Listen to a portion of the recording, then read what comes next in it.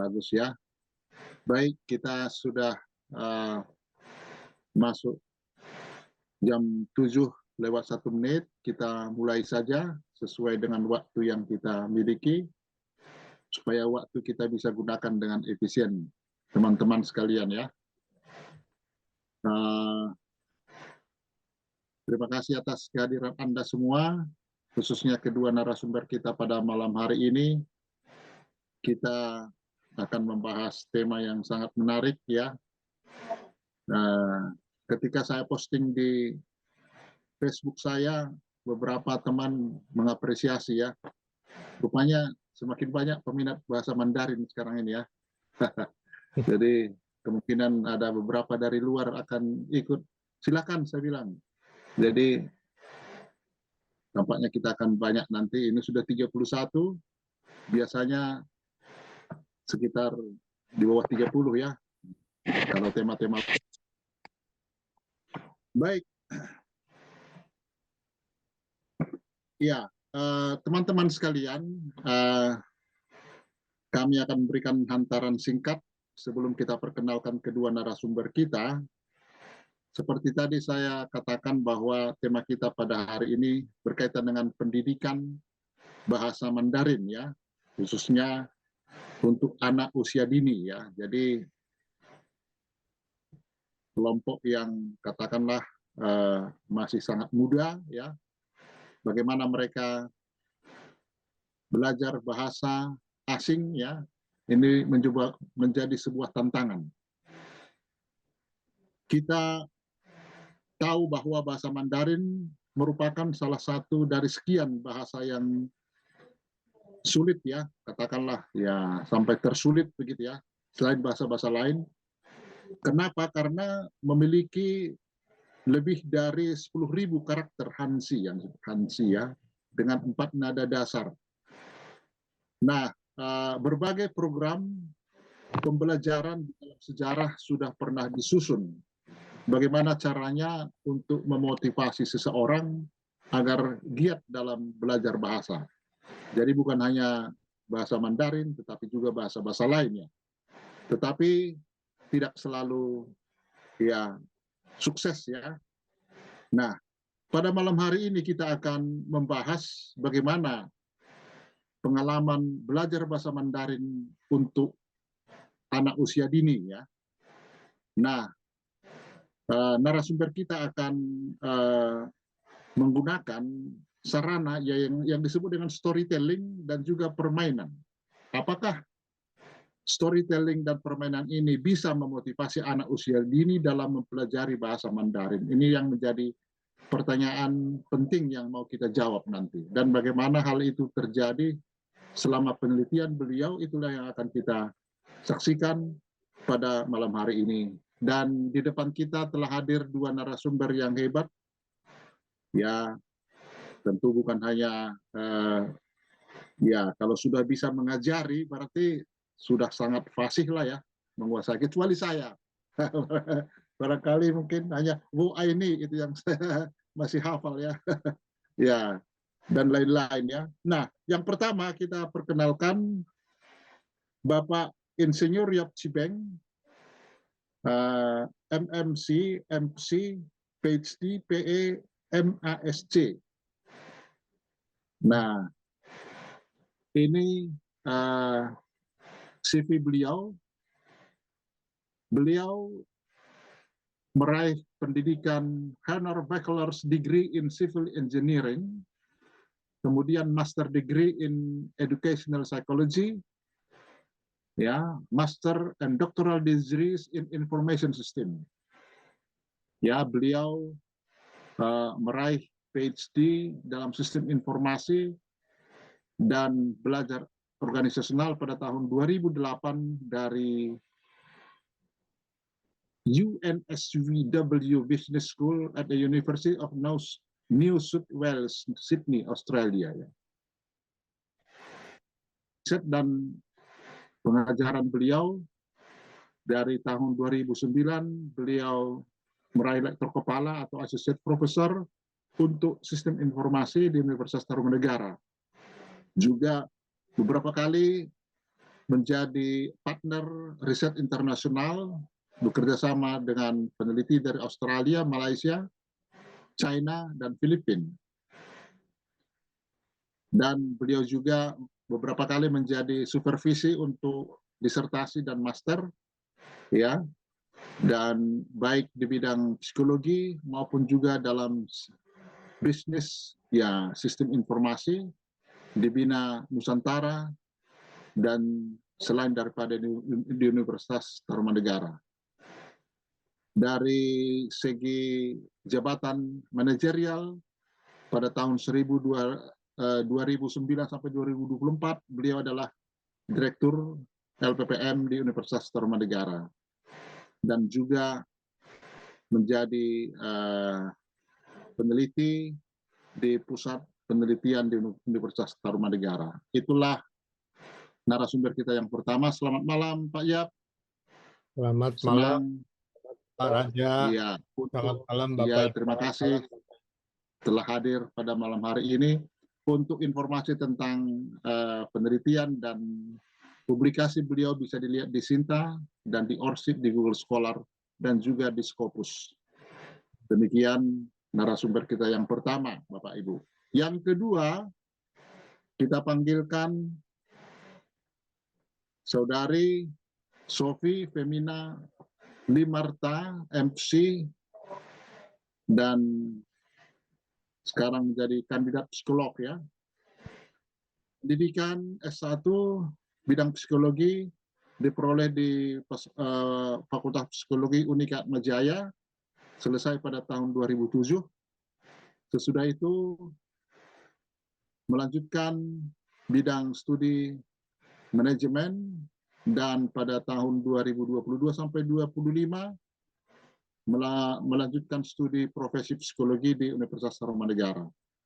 Pengalaman kerja beliau, ya, pernah menjadi guru bahasa Inggris di Tiara Kasih, pernah juga menjadi guru les privat bahasa Inggris dan juga Mandarin, juga pernah menjadi kepala TK, ya, dan pernah menjadi wakil kepala sekolah di Sekolah Terpadu Pahoa, dan yang terakhir sampai sekarang sejak 2024 menjadi Special Advisor for Student Guidance and Counseling dan School Curriculum Development di Sekolah Terpadu Pahoa.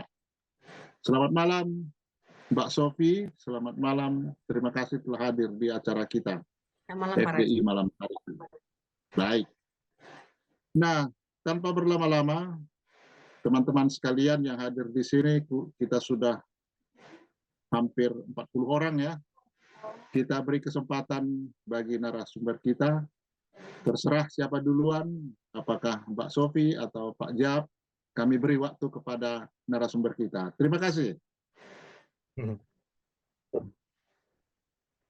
Silakan Bapak Yapul. Ya, baik. Terima kasih Pak Raja, Ibu Sophie, dan rekan-rekan semua, bapak-bapak, ibu-ibu, saudara-saudara. Mudah-mudahan suara saya dapat didengar dengan jelas.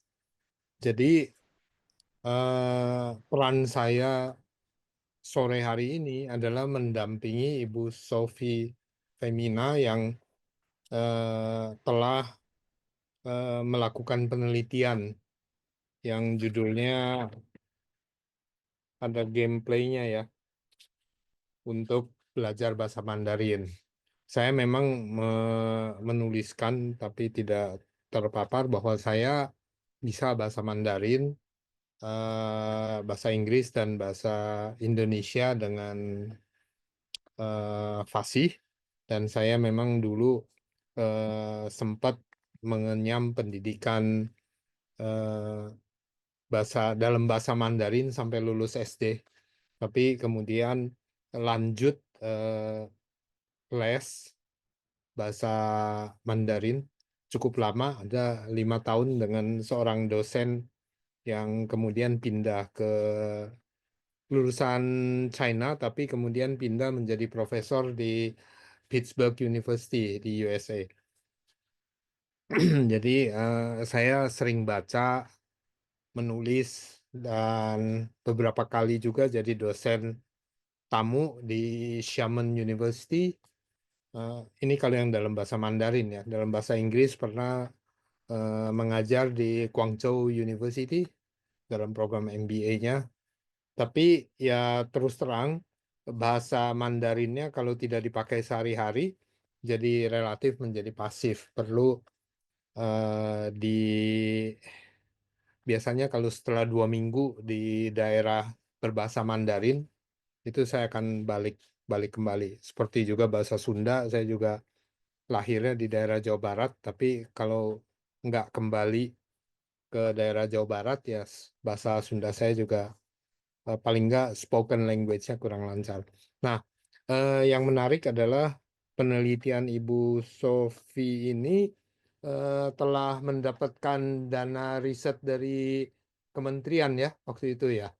Ya, jadi penelitian tesis magister yang sangat kompetitif. Bu Sofi berhasil mendapatkan di tahun 2022 Dua. ya, merupakan mahasiswa program magister psikologi yang di awal-awal memenangkan PTM. Demikian saya kira saya tidak akan panjang lebar, saya persilakan Bu Sofi untuk melanjutkan pembicaraan topik penelitiannya yang sangat menarik ini. Terima kasih Pak Raja, terima kasih Bu Sofi. Silakan. Terima kasih Pak Yap sudah mengawali.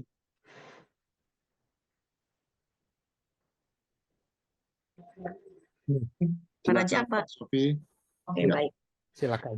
Ya, malam Pak Raja, Pak Yap. Terima kasih untuk pengantarnya, Pak Raja, Pak Yap. Pagi ini tiba-tiba suara saya serak, jadi mohon maaf ya kalau mungkin suara saya kurang terdengar jelas. Kayaknya kaget juga nih harus ditembak jadi pembicara FDI malam ini, jadi pagi ini agak batuk dan serak. Oke, baik. Betul teman-teman, Bapak Ibu semua yang hadir di sini.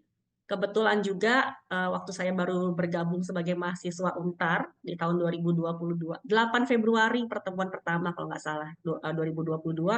2 minggu kemudian Bu Tia menawarkan ada penelitian hibah tesis ya untuk UNTAR. Jadi saya mencoba, waktu itu baru pertemuan kedua kuliah kayaknya. Lalu dalam kurang lebih 40, nggak nyampe 2 hari, nggak nyampe 48 jam saya harus selesaikan proposal. Ya waktu itu juga belum kepikiran mau bikin apa penelitiannya ya, cuman kebetulan saat itu juga saya sedang bekerja di Sekolah Terpadu Pahwa yang majority-nya berbahasa Mandarin. Dan memang saya juga cukup sedikit lancar dalam bahasa Mandarin karena memang banyak berkomunikasi dengan para pekerja, guru-guru dari China atau dari Taiwan. Jadi saya memutuskan untuk mengambil riset tersebut untuk tesis saya. Dan juga puji Tuhan memang waktu itu terpilih. Dari psikologi kalau nggak salah ada 4 waktu itu ya Pak Yap ya, salah satu saya. Seperti itu, jadi memang semuanya dilancarkan untuk penelitian ini. Terima kasih juga untuk UNTAR ya, kesempatannya untuk saya juga. Baik Bapak Ibu semua, teman-teman, saya share penelitian yang saya lakukan. Seperti tadi saya sampaikan bahwa memang saya melakukan penelitian ini di sekolah, di tempat saya bekerja, sehingga memang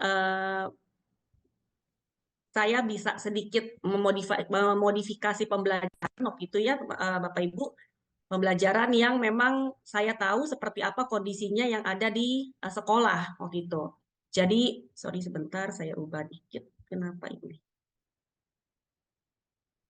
Sebentar ya Pak ya, saya ulang dulu. Sehingga saya memiliki akses lah, kebetulan itu memiliki akses untuk bisa sambil mempersiapkan penelitian dan memodifikasi apa yang saya lihat dari sekolah yang saya pegang waktu itu, bagaimana pembelajaran yang berlangsung di sana, lalu saya juga cukup mengetahui kondisi sekolah, kondisi siswa, sehingga saya memikirkan kira-kira apa yang bisa dilakukan, penelitian seperti apa yang bisa saya lakukan untuk mengembangkan pembelajaran bahasa Mandarin, khususnya untuk anak-anak. Dan di mana waktu itu tahun 2022 itu adalah awalnya persiapan sekolah ya. Sekolah kami kan itu sempat tertutup karena COVID. Jadi ketika masuk kembali itu memang tentunya anak-anak yang dari sekolah online masuk ke onsite itu pasti banyak perubahan, gitu ya, banyak perbedaan, ada karakternya, perilakunya, apalagi kesiapan belajar. Nah, ini penting untuk kami juga bisa memantau dan melihat bagaimana sih proses perubahan dari online ke onsite, khususnya karena tadi sekolah yang tempat saya bekerja ini 70% menggunakan bahasa Mandarin. Jadi penting untuk anak-anak lebih cepat bisa belajar, catch up gitu ya, untuk mau mengikuti pembelajaran bahasa Mandarin. Baik. Sebelum kita masuk ke pemaparan yang saya lakukan di penelitian, saya mau ngajak Bapak Ibu untuk bisa mungkin boleh open mic kali ya. Kalau memang Bapak Ibu ada yang bisa atau yang mungkin belum bisa atau belum pernah mendengar bahasa Mandarin sebelumnya, mungkin kita bisa coba dulu nih 4 nada yang ada di dalam bahasa Mandarin. Ada yang mau mencoba? Bapak Ibu, silahkan angkat tangan, raise hand.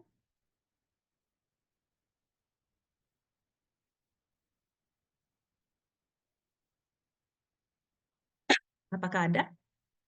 Kak Hartina? Ada Mbak Wiliani, Mbak. Oh iya, silahkan. Selamat malam, Ibu Sofi. Malam. Iya, ini mohon maaf sebelumnya saya belum bisa open cam dulu Iya. karena masih di jalan. Saya Nggak coba ya apa-apa. untuk Iya, ini boleh. ya. Oke, yang pertama itu A, Betul. kemudian yang kedua A, Betul. lalu Yang ketiga? yang ketiga A, yang Mm-mm. keempat A. Betul. Wah, ini bagus ya. Sudah bisa mengucapkan nada-nada dalam bahasa Mandarin. Nah, tetapi kadang-kala nih teman-teman, kalau misalnya kita lagi cepat ngomong itu suka keserimpet nadanya gitu ya. Jadi yang sudah tahu tadi ada a, a, a gitu ya. Itu 4 nada dalam bahasa Mandarin. Nanti ini baru huruf vokal. Dia akan digabungkan dengan konsonan untuk bisa membentuk kata. Nah, dari sini nantinya akan jadi kata-kata yang dimana setiap kata ini meskipun pengucapannya sama, tapi nadanya berbeda, itu artinya akan menjadi berbeda. Seperti yang saya tampilkan berikut ini. Jadi, kalau tadi nada pertama itu rata ya, teman-teman, kayak lagi naik mobil, jalannya lagi rata gitu. Jadi mulutnya juga ngomongnya harus rata nadanya. Ini ma. Nah, kalau ma itu adalah mama artinya, mother. Lalu yang kedua, ibaratnya lagi naik mobil, lagi menanjak nih. Jadi kita sambil gitu ya, kan lagi menanjak. Di sini jadi ma gitu. Ya, ini artinya berbeda lagi nih, bukan mama ya, teman-teman. Tulisannya juga berbeda. Lalu yang ketiga, kayak lagi turun gunung, terus naik lagi ke gunung. Jadi kepalanya kita ikut goyang. Kalau untuk anak-anak bisa seperti itu diajarkannya. Ma, gitu ya. Jadi ada goyangnya gitu. Ma. Nah, ini artinya juga berbeda lagi. Lalu yang keempat, nadanya seperti orang turun, kayak lagi ngegas. Atau kalau kita bisa bilang kayak agak sedikit teriak gitu. Ma. Nah, ini juga artinya berbeda lagi. Jadi, 4 nada ini nanti mempengaruhi kalau kita berbicara dalam bahasa Mandarin, beda kata, beda nada, itu ya, itu juga akan mempengaruhi artinya sehingga nanti pendengarnya bisa saja salah mengerti apa yang kita ucapkan kalau si penyampai berita ini adalah menggunakan nada yang kurang tepat seperti itu. Jadi makanya penting untuk anak-anak, untuk kita yang yang mau belajar bahasa Mandarin sangat penting dimulai sejak dini karena memang bahasa Mandarin cukup sulit untuk dipelajari. Lalu kalau yang ini nih, ada yang mau coba lagi nggak ya, Bapak Ibu, teman-teman, silahkan loh ya.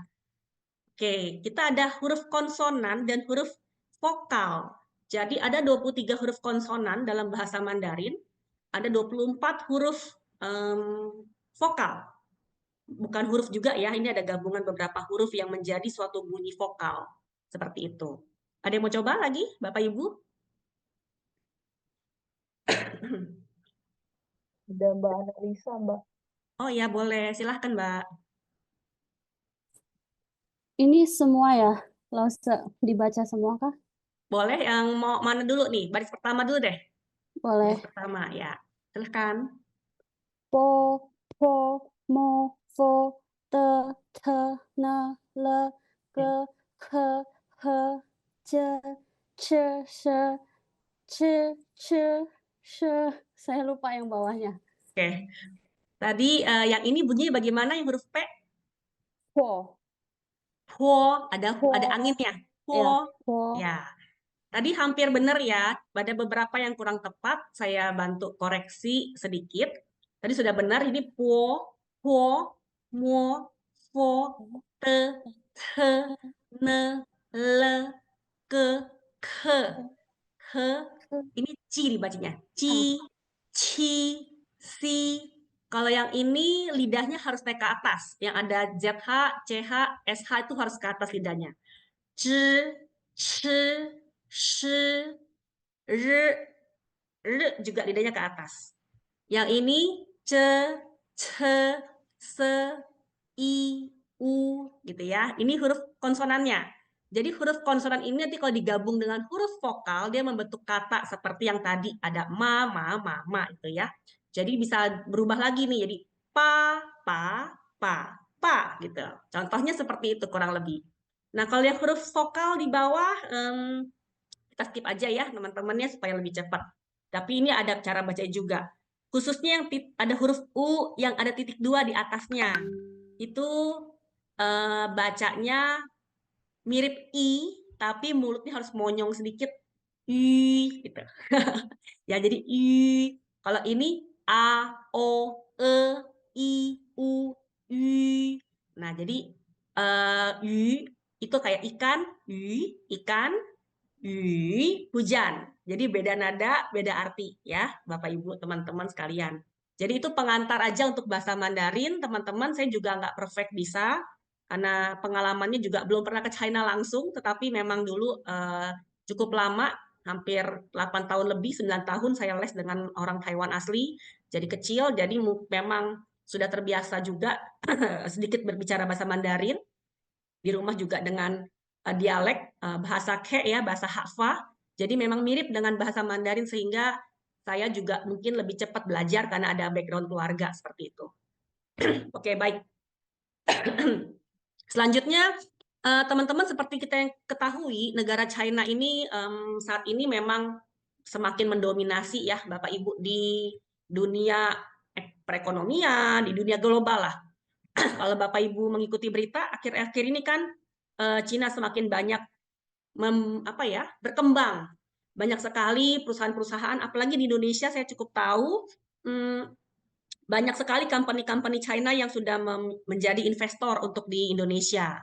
Gitu ya. Saat ini kami juga sedikit spoil mencari guru Mandarin nggak gampang karena memang banyak yang lebih berminat menjadi translator untuk perusahaan-perusahaan China di Indonesia Timur.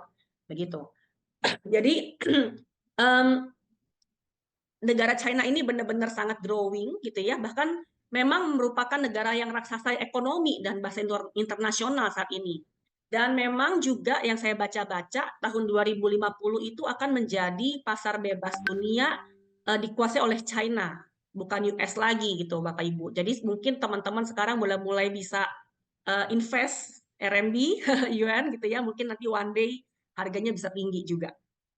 Lalu populasi penduduk dan penutur bahasa terbanyak di dunia, dan juga penanam modal kedua terbesar di Indonesia tahun 2019. Ini tahun 2019 loh. Dimana kalau sekarang pasti sudah lebih besar lagi ya nominalnya. Waktu itu aja sudah 16,8% dari total investasi di Indonesia. Dan kalau Bapak Ibu, teman-teman semua yang bisa berbahasa Mandarin tentu memiliki value yang lebih baik, lebih tinggi lah dibandingkan teman-teman atau kandidat lain yang belum bisa bahasa Mandarin seperti itu. Dan juga memajukan Indonesia di sektor ekonomi dan iptek. Nah, ini penting juga Bapak Ibu untuk bisa kenapa China ini terus growing, dan kita kenapa sebagai orang yang di usia produktif lebih baik juga bisa segera belajar bahasa Mandarin. Oke, latar belakang masalahnya seperti tadi saya katakan di awal, kita adalah perpindahan, waktu saya mengambil penelitian ini, perpindahan dari online ke onsite, tatap muka sekolah, sehingga pembelajaran ini tentu harus dibuat tidak monoton lagi gitu ya, karena sudah banyak perubahan metode pembelajaran yang harusnya lebih menarik gitu dibandingkan metode konvensional yang dulu kami lakukan. Seperti Bapak Ibu lihat di foto, ini anak TKA, mereka memang sudah langsung membaca Hanje, sudah langsung membaca kalimat dalam bahasa Mandarin, membaca kata dalam bahasa Mandarin. Sehingga untuk anak-anak yang merasa aku nggak suka Mandarin, itu challenging banget untuk mereka gitu ya. Karena memang sulit untuk bisa membaca ABCD atau ABC aja belum tentu lancar. Sekarang harus melihat tulisan Hanje, tulisan karakter Mandarin, lalu harus menghafal bentuk dan tulisannya dan bacanya seperti apa, ya buat anak-anak nggak mudah gitu. That's why kenapa diadakan penelitian ini dengan storytelling dan gameplay permainan supaya anak-anak mau ada minat lebih untuk belajar bahasa Mandarin gitu ya. Konteks pendidikan saat itu ditemukan bahwa memang ada siswa yang tidak menyukai pembelajaran Mandarin. Jadi kalau di kelas itu ada yang mulai nangis, ada yang nggak suka, ada yang takut sama gurunya. Padahal bukan takut karena gurunya gimana-gimana, tapi dia memang merasa sulit untuk bisa mengikuti pembelajaran Mandarin.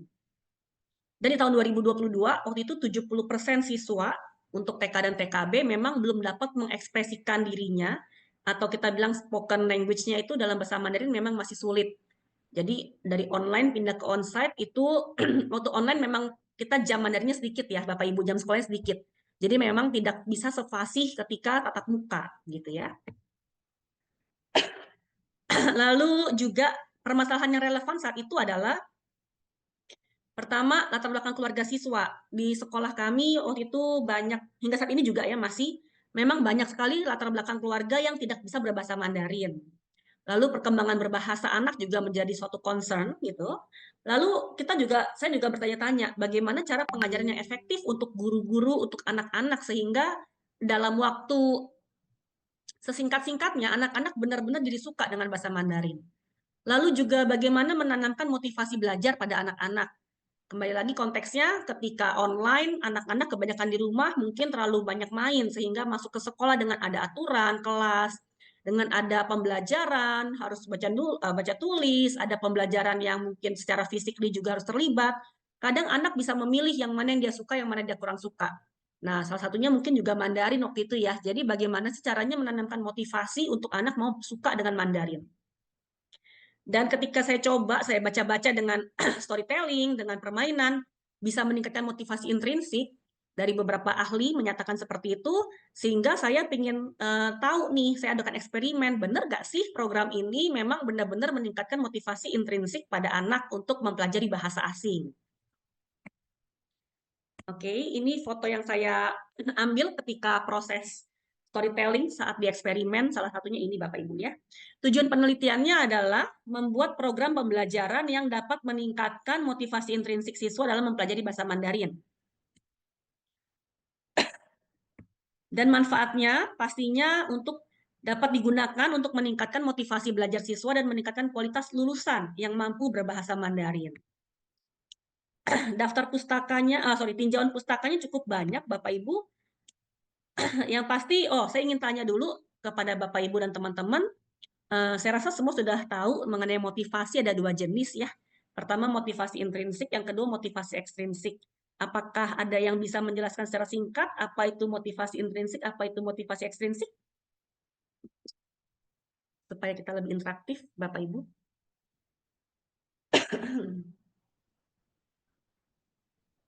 Boleh, silahkan yang motivasi intrinsik.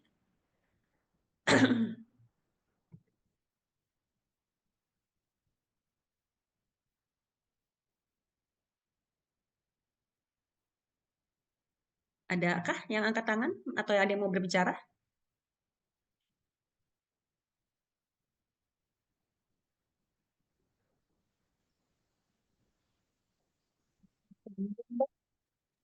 Gimana? Ada Mas Chandra Susanto, Reses. Iya, boleh, silahkan ya. Sorry, saya kayaknya di layar saya nggak bisa lihat partisipannya nih, karena saya share screen seluruhnya. Jadi kalau saya pindah nanti ke itu. Boleh yang angkat tangan boleh langsung bicara aja. Ya, Santo. Ya, selamat malam Ibu. Iya, malam. Ya, izin saya mencoba menjawab. Motivasi kan ada 2, ada yang intrinsik dan ekstrinsik. Kalau intrinsik berarti dari internal, dari dalam diri seseorang.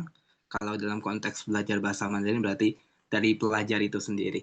Tapi kalau bicara tentang motivasi ekstrinsik berarti dari eksternal. Contohnya bisa jadi lingkungan keluarga atau misalnya lingkungan sekolah oleh faktor guru seperti itu. Oke, terima kasih.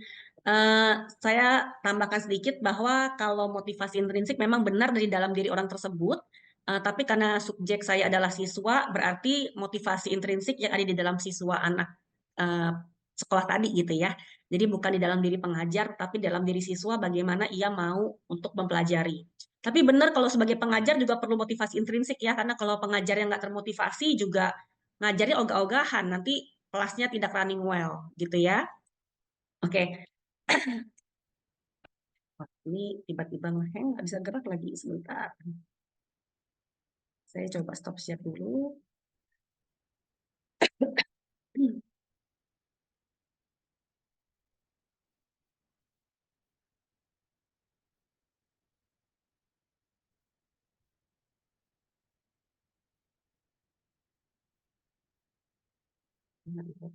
Bentar ya, sorry ya, tiba-tiba ada problem.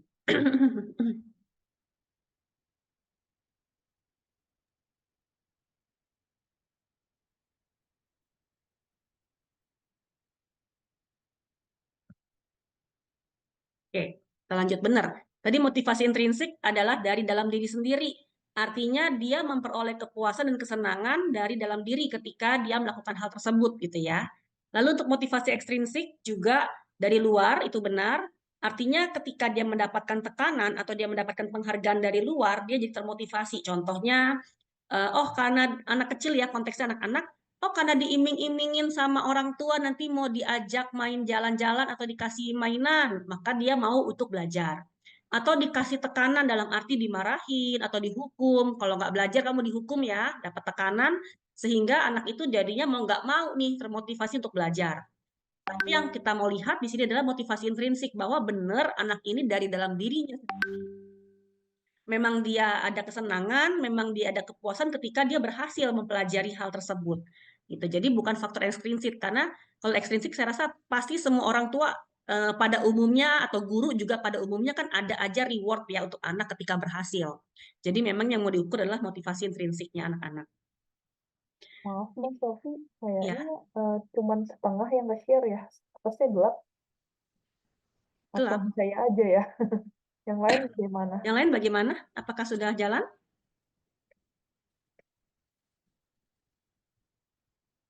Setengah layar yang terlihat. Setengah itu Mbak Oke, Sofi. sorry. Setengah Kalau lain. enggak, boleh di-share ke saya bantu share screen. Oh, boleh. Saya share ya. Maaf ya.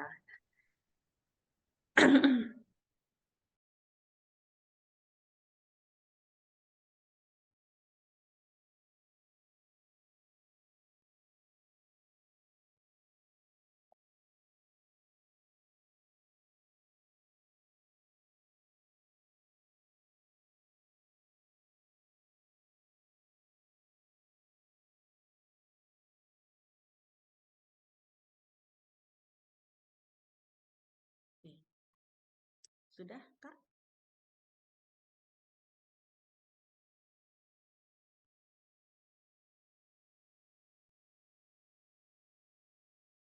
Sudah masuk, Mbak.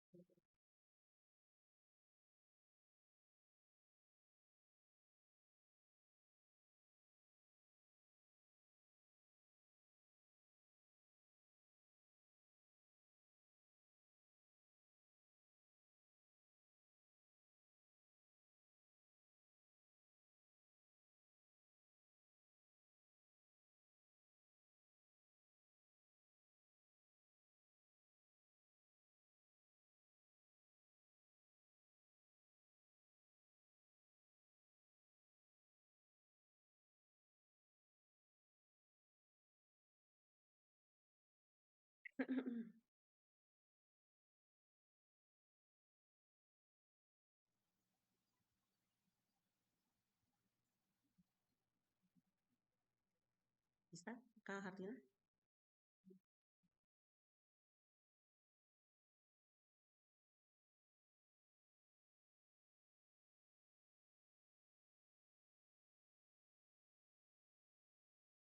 Oke, thank you. Saya sedikit aja menjelaskan tentang tinjauan pustaka, nanti Bapak Ibu teman-teman bisa mencari juga referensi yang lain. Tapi sini saya sudah bold bahwa memang motivasi itu berkontribusi menjelaskan perbedaan dalam kelancaran belajar bahasa kedua atau second language. Jadi dalam arti bahasa asing ya, motivasi itu berkontribusi dan juga sebagai pendorong utama terhadap peningkatan prestasi. Itu disampaikan oleh Gardner dan Lambert tahun 1972. Dan juga banyak faktor yang mempengaruhi motivasi siswa dalam belajar bahasa, misalnya ada perbedaan individu, karakteristik siswa, kecemasan berbahasa, kepercayaan diri, kemandirian, itu juga dan latar belakang siswa tersebut juga ada tingkat akademik, tingkat ujian berbahasa, jenis kelamin, bahasa utama di serumah, dan yang lain-lain. Ini menjadi dari Gardner 2001 dan dari Soh 1993 itu juga menjadi faktor untuk bisa belajar atau mempengaruhi motivasi siswa dalam belajar bahasa. Yang pasti juga lingkungan kelas yang baik dapat memperbaiki motivasi siswa dalam belajar bahasa. Dan yang terakhir, siswa yang termotivasi secara intrinsik, secara umum juga adalah anak-anak atau siswa yang berorientasi pada tugas. Jadi kalau sudah punya motivasi intrinsik, secara automatically dia akan mau fokus mengerjakan tugas-tugasnya karena memang sudah ada target yang akan dicapai, gitu ya. Silakan, Kak. Oke, lalu hubungan guru dan siswa juga menjadi penting, teman-teman. Karena kalau guru dan siswa yang cukup baik hubungannya, artinya mungkin anaknya suka dengan gurunya, gurunya ramah dengan anak, mengayomi gitu ya.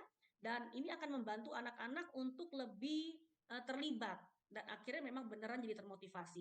Saya rasa juga teman-teman atau Bapak Ibu pernah mengalami ketika sekolah dulu, jika ada guru yang Bapak Ibu sukai di dalam kelas, oh cara ngajarnya enak ya, oh dia sayang banget sama saya ya, oh saya ngerasa diperhatikan oleh guru, maka kita akan jadi suka dengan pelajarannya seperti itu, benar kan ya?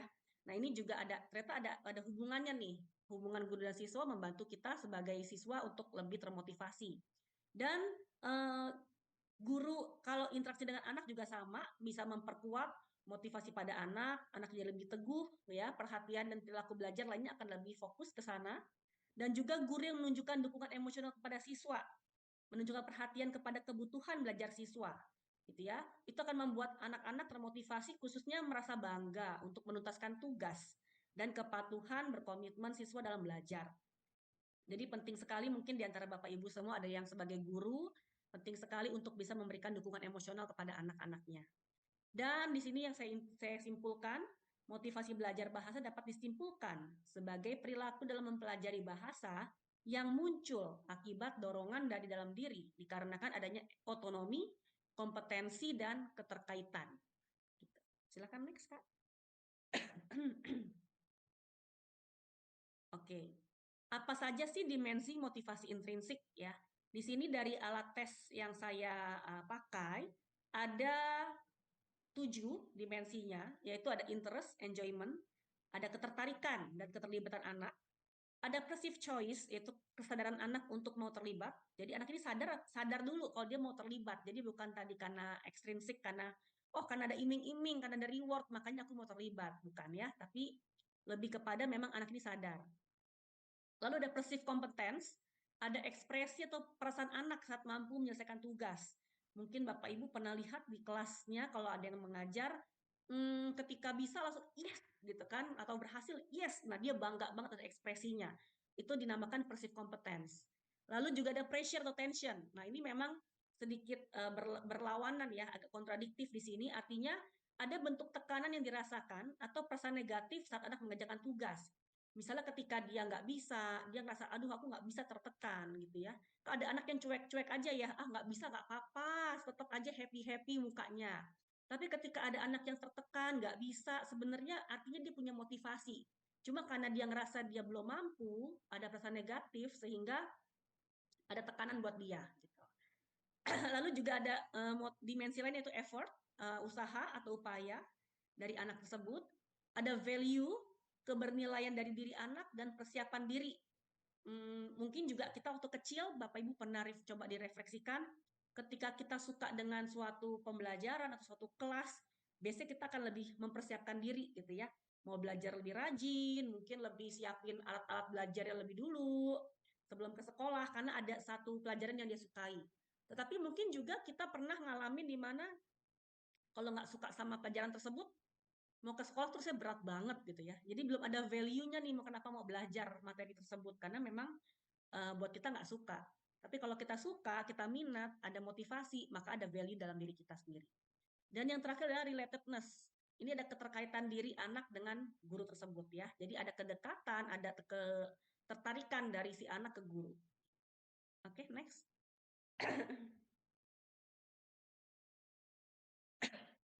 Ya, saya lanjut dengan sedikit teori tentang storytelling dan gameplay atau permainan nantinya. Storytelling seperti Bapak Ibu tahu artinya adalah bercerita ya, membacakan dongeng atau mendongeng gitu.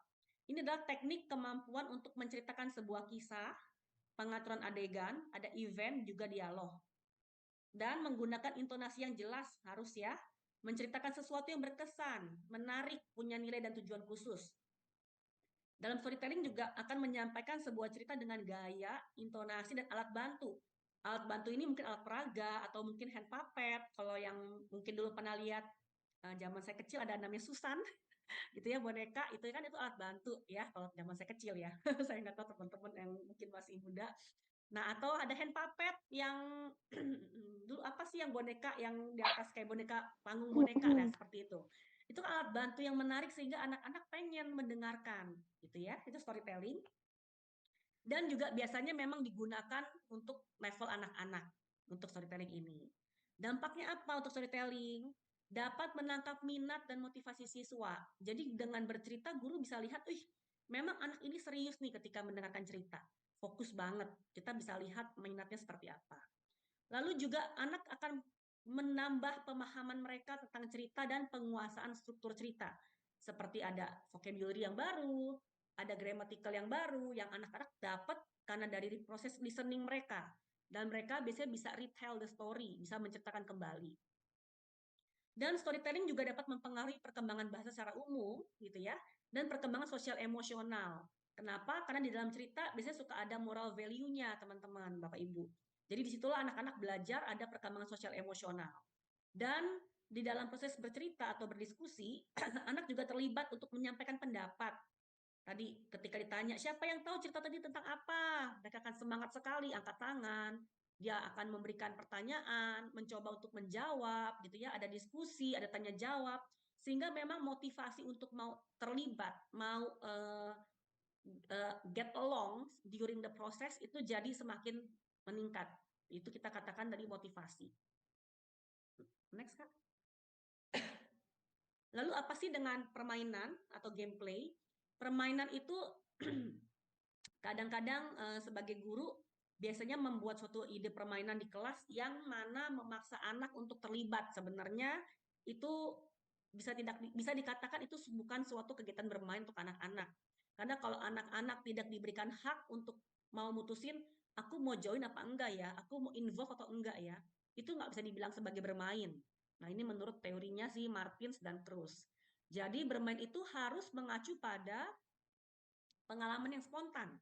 Anaknya mau sendiri, bukan dipaksa, bukan disuruh gitu ya, dan sukarela. Ketika anak ini memang siapa yang mau main, siapa yang mau terlibat, siapa yang mau join gitu. Itu dia mau terlibat sendiri, itulah anak melakukan proses bermain. Tapi kalau dipanggil, ditunjuk, disuruh, nah itu anak ini tidak terlibat dalam proses bermain yang seutuhnya. Dampaknya apa untuk permainan?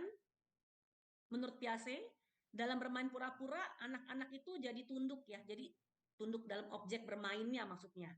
Jadi ikut larut dalam proses bermain pura-pura tadi, role play. Dan juga menurut Vygotsky tahun 84, di sini dikatakan bahwa memang bermain itu menuntut kognitif anak, berlatih membuat mereka jadi bisa melampaui perilaku di atas usia mereka. Jadi misalnya yang tadinya anak kecil kan mereka role play jadi dokter misalnya. Dia sudah bisa mengimajinasikan seperti apa sih dokter itu. Jadi ada perilaku keterampilan sosial karena dokter dia mungkin amati ada memeriksa pasien sehingga ketika dia bermain pun dia akan menjadi seorang dokter yang memeriksa temannya, ada social skill di situ untuk komunikasi dan yang lainnya. Ini yang saya lihat juga bermain bisa sekali efektif untuk memancing anak untuk mau banyak keluar kosakata ataupun berkomunikasi dalam bahasa asing. Ya, Kak, next. Selanjutnya adalah tentang anak usia dini. Oke, menurut undang-undang di pasal 28 ayat 1 Undang-Undang RI tahun nomor 20 tahun 2003 tentang sistem pendidikan nasional, anak usia dini adalah anak yang berada pada rentang usia 0 sampai 6 tahun. Dan memang secara foundation pendidikan fisik, lalu juga ada kecerdasan, ada juga sosial emosional, bahasa dan komunikasi.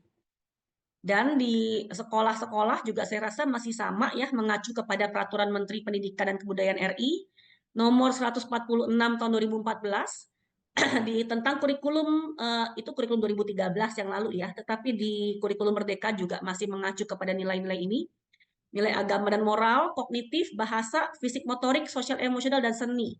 Ini adalah 6 aspek yang memang kita kembangkan di anak usia dini. Oke. Selanjutnya adalah pertanyaan penelitian. Pada akhirnya saya membuat 3 pertanyaan penelitian karena memang kita membuat eksperimen metodenya. Jadi saya ingin melihat apakah ada perbedaan kenaikan motivasi belajar dengan menggunakan program storytelling dan permainan jika dibandingkan dengan pembelajaran yang biasa. Yang kedua, saya ingin tahu yang mana yang lebih efektif gitu kurang lebih ya. Apakah program storytelling dapat meningkatkan motivasi belajar dibandingkan dengan pembelajaran biasa? Yang ketiga, kita compare antara permainan dengan pembelajaran biasa. Jadi apakah ketiganya, storytelling aja, program permainan aja, dan gabungan keduanya, storytelling maupun permainan itu lebih meningkatkan motivasi dibandingkan dengan pembelajaran yang biasa-biasa aja. Silakan Kak, next.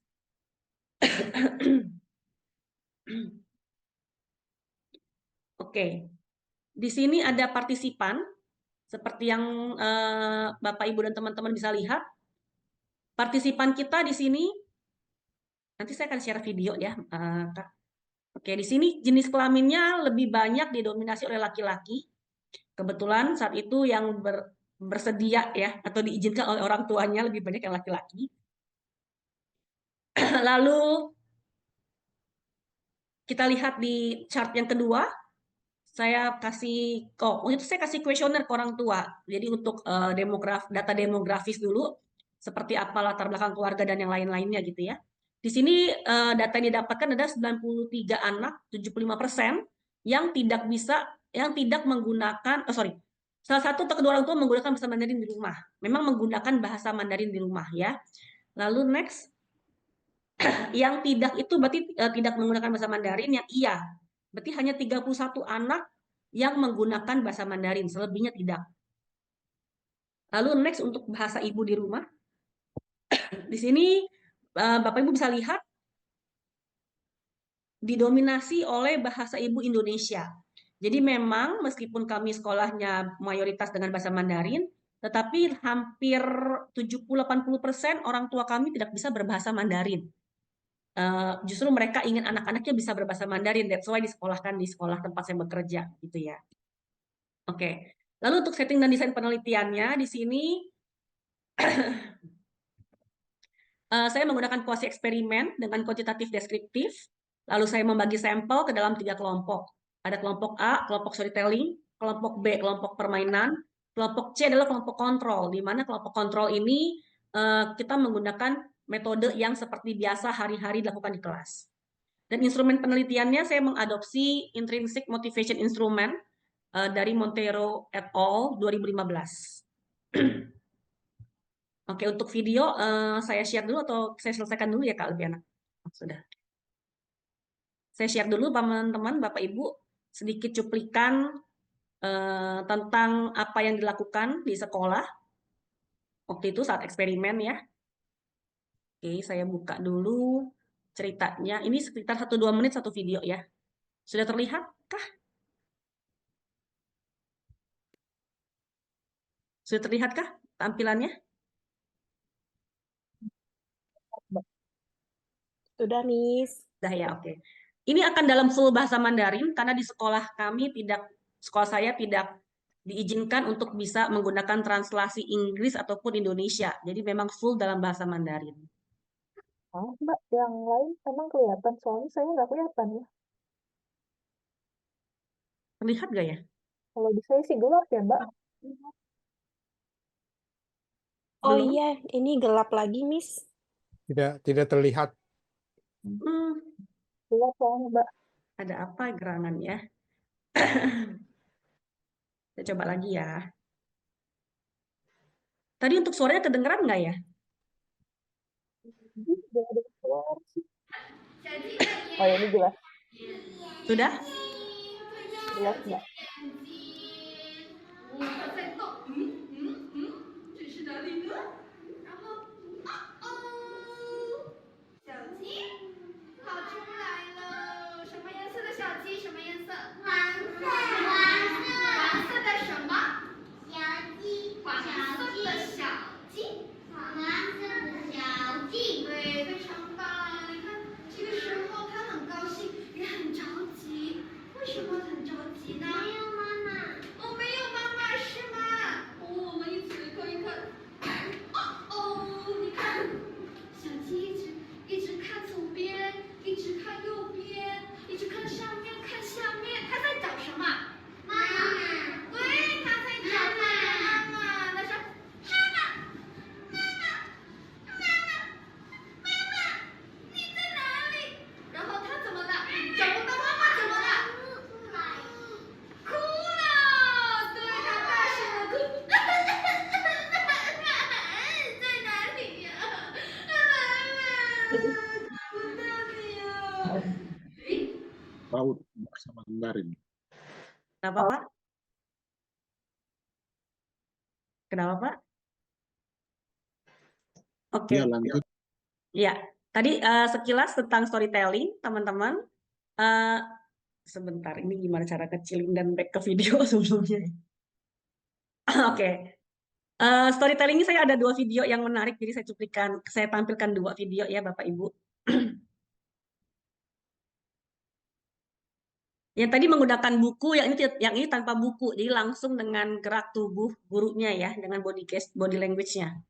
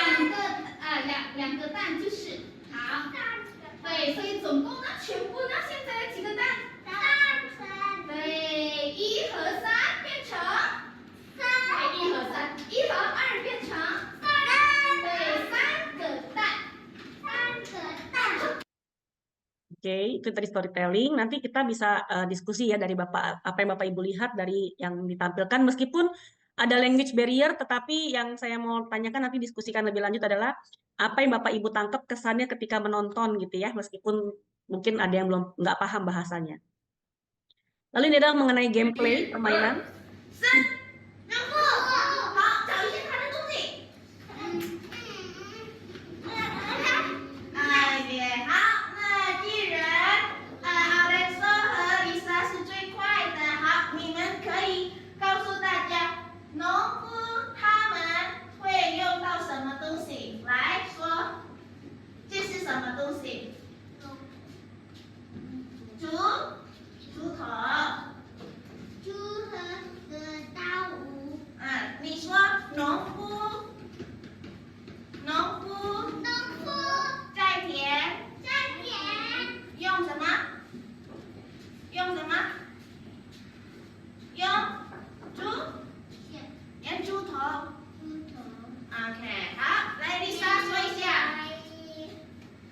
这是什么？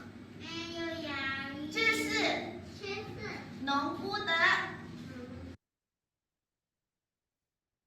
Sementara itu yang terjadi di kelas metode kami saat itu, yang konvensional dan pembelajaran biasa seperti ini, Bapak Ibu.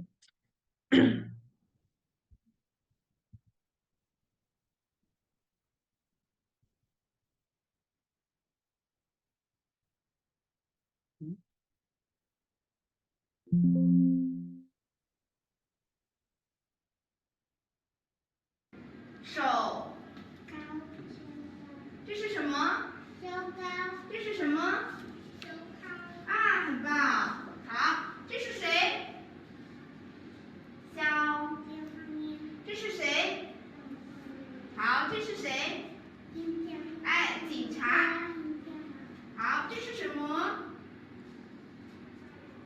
消防员用的是什么？灭火。哎，对了，灭火什么？灭火。盖德利，哇，盖德利很棒，这是什么？大声一点，灭火器。啊，很好。Oke, saya sudah. Silahkan Kak Hartina dilanjutkan. PPT yang tadi selanjutnya. Oke, sebelum masuk ke PPT selanjutnya, mungkin ada yang mau menyampaikan pendapat yang dilihat dari videonya seperti apa, Bapak Ibu, teman-teman semua?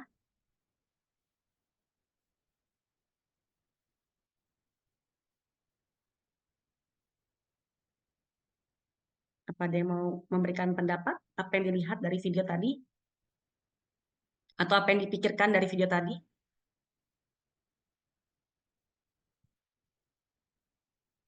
Oke, kalau belum kita lanjut dulu aja ya. Silahkan Kak, next lagi. Oke, gambaran partisipannya. Sebenarnya tadi dari yang data demografis pertama kan jumlahnya banyak banget ya. Nah itu setelah didata lebih lanjut karena memang saya mau nggak mau ketika eksperimen anak-anak harus datang lebih awal di jam pertama. Akhirnya yang memberikan izin, orang tua yang memberikan izin menjadi berkurang jumlahnya. Yaitu menjadi 29 partisipan. Dan saya bagi di 3 kelompok dengan sistem random. Di sini ada 11 siswa di kelompok A, 10 siswa di kelompok B, dan 8 siswa di kelompok C. Lalu setelah diuji fasilitas dan validitas dan reliabilitas, saya menggunakan expert judgment untuk uji validitas. Lalu juga menggunakan metode Cronbach alpha dengan alfanya adalah 0,9, di sini reliable.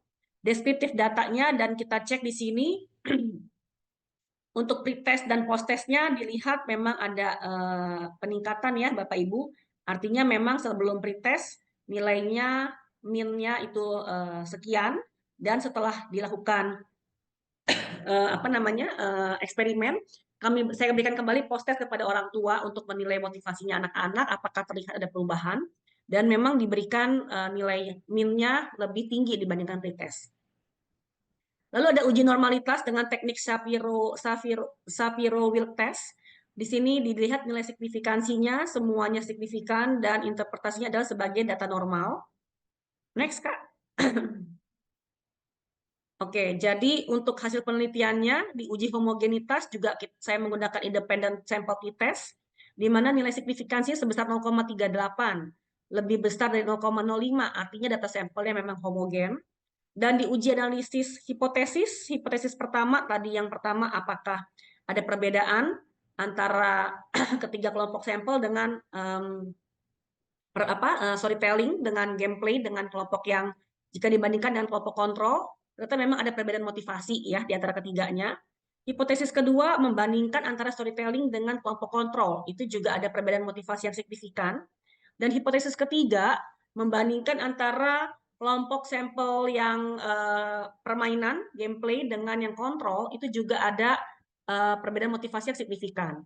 Kesimpulannya bahwa motivasi siswa dalam mempelajari bahasa Mandarin mengalami peningkatan yang lebih signifikan dengan menggunakan metode storytelling dan permainan daripada metode pembelajaran biasa yang dilakukan sehari-hari. Tadi dari video sekilas kita bisa lihat kondisi anak-anak ketika di storytelling terlihat sangat antusias. Itu saya hanya berikan 2 video dari sekian banyak sesi yang dilakukan ya Bapak Ibu waktu itu ya. Jadi anak-anak bisa menjawab, anak-anak terlihat minatnya, anak-anak terlihat ada antusiasmenya dengan guru, dan apa yang guru sampaikan, guru tanyakan, anak-anak bisa menjawab. Ketika bermain tadinya ya video bermain itu saya ambil juga kurang banyak ya, karena memang saya sambil terlibat dalam game tersebut juga. Jadi memang waktu dalam kondisi gameplay permainan itu anak-anak juga banyak yang mau coba gitu ya. Nah, memang untuk bicara kembali lagi tidak semua anak bisa untuk fasih menjawab bahasa Mandarin, sehingga memang yang kita lihat ketika dalam pengukuran frekuensi anak-anaknya tadi dengan 7 aspek tadi, 7 dimensi, itu memang terlihat mereka mau mencoba untuk terlibat dalam permainan. Dan memang ada motivasi yang terlihat anak-anak mau mencoba bicara. Kalau nggak bisa nggak apa-apa, gurunya akan membantu mengulang kembali dengan bahasa Mandarin. Sementara kalau dari hasil yang tadi kita lihat di video kelompok kontrol, kami dulu lebih banyak menggunakan drilling sistemnya. Dengan flashcard, anak menjawab, kalau anak nggak bisa, guru menyebutkan bahasa Mandarin, anak mengulang. Jadi hanya seperti itu saja gitu ya. Jadi memang tidak terlihat motivasinya, meskipun anak bisa drilling, bisa mengulang. Tetapi tidak terlihat anak ini interest atau tidak untuk mau terlibat langsung atau terlibat secara aktif di dalam pembelajaran. Kurang lebih seperti itu kalau kita lihat dari 3 video tadi. Next, Kak. Oke, diskusi dan saran yang saya simpulkan secara akhir, bahwa pada kelompok storytelling, para siswa memang dapat mengaitkan cerita yang dialami, menyampaikan kembali dengan bahasa mereka, either itu Indonesia ataupun Inggris. Nanti guru akan kembali mengulang dengan bahasa Mandarin dan anak akan mengikuti. Lalu juga memang ada dimensi interest atau enjoyment, terlihat lebih berinisiatif merespon, menanggapi pertanyaan guru, terlibat secara aktif gitu ya. Dan juga ada value-nya, di mana ketika mereka juga sadar, mereka fokus melihat dan mendengar guru karena suka dengan ceritanya. Lalu pada kelompok permainan, para siswa juga memperhatikan instruksi dari guru, ada dimensi value di situ terlibat daripada anak-anak, ada dimensi interest juga atau enjoyment, siswa terlibat secara aktif, dan dengan spontan menjawab atau menanggapi guru. Beberapa kali juga anak-anak terlibat untuk membantu merapikan. Dia jadi ngerasa, oh habis main aku harus bantu rapikan juga, gitu ya.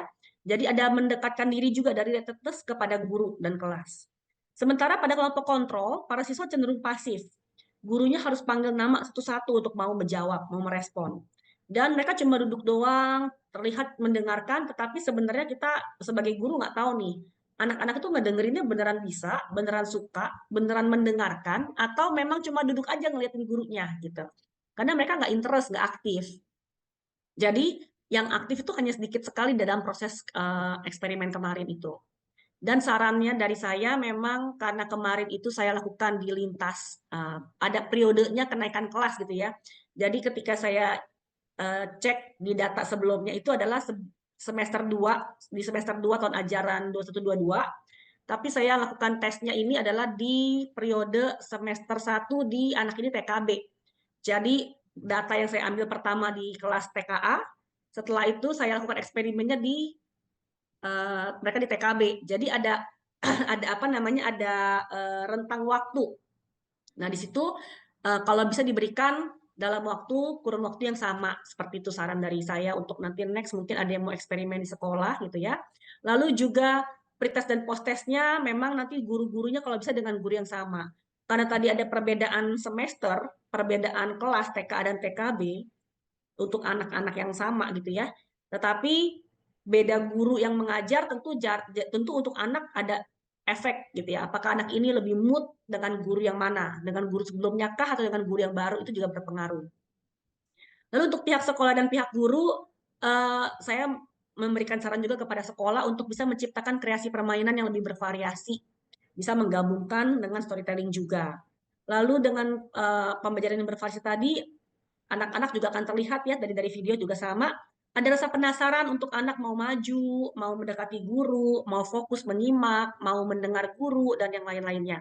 Kalau yang di gameplay, juga anak-anak malah ada kompetisi, karena kita bikin games yang sepertinya ada perlombaan gitu. Ada yang lebih cepat mana gitu ya, dan itu yang terlihat memang ada kompetisi di situ, anak-anak pengen lebih baik, lebih unggul. Artinya tadi dari dimensi tadi juga disebutkan dengan seperti itu berarti anak ada motivasinya karena ada rasa ingin lebih berprestasi seperti itu. Oke, next Kak. Dari saya sudah selesai, teman-teman, Bapak Ibu semua. Thank you for listening. Jika ada pertanyaan atau tanggapan atau pendapat, input buat saya silahkan. Terima kasih Pak Raja. Thank you Kak Hatina. Baik, terima kasih Mbak Sophia. Kita tepuk tangan untuk presentasinya yang lengkap dan detail tadi ya, sangat membantu. Kita bisa membayangkan bagaimana cara menyampaikan Ibu Sofi ini seperti mengajar apa ini PAUD kita ini, jadi jelas banget. Jadi saya juga merasa seperti murid PAUD malam ini karena rinci penjelasannya, detail, dan diselang-selingi dengan pertanyaan dan tugas, benar-benar sekali berpengalaman, luar biasa. Maaf ya Iya, Pak, iya, jadi iya. kayak anak TK ya Pak. Iya, iya. Biasanya presentasi terus itu biasanya kan narasumber itu langsung, bah ini ada selingan ya. Oke teman-teman sekalian, kita kesempatan untuk bertanya sekarang ya, silahkan ditanya dari perspektif masing-masing ya, tergantung pada hasil, pada metode, atau pada saat eksperimen itu bisa ditanyakan ya. Yang jelas pertemuan kita malam ini banyak manfaatnya ya, bukan hanya untuk menambah pengetahuan, tapi juga mungkin menjadi inspirasi juga bagi kita untuk meneliti hal yang sama ya, atau dengan perspektif yang berbeda. Jadi disilahkan sekalian, siapa yang bertanya duluan boleh angkat tangan, bukan angkat kaki ya. Jadi silahkan raise hand. Oke, boleh juga dituliskan di chat ya. Chat nanti akan diteruskan oleh tim FDI ke moderator. Silakan. Selamat malam Pak Raja, boleh saya sharing sebentar? Ya, Pak. silakan. Bagus sekali Pak Jab. Ya, silakan Pak Jab. Ya, baik. Terima kasih Pak Raja. Jadi terima kasih presentasinya Ibu Sofi yang luar biasa. Saya ini pengalaman kedua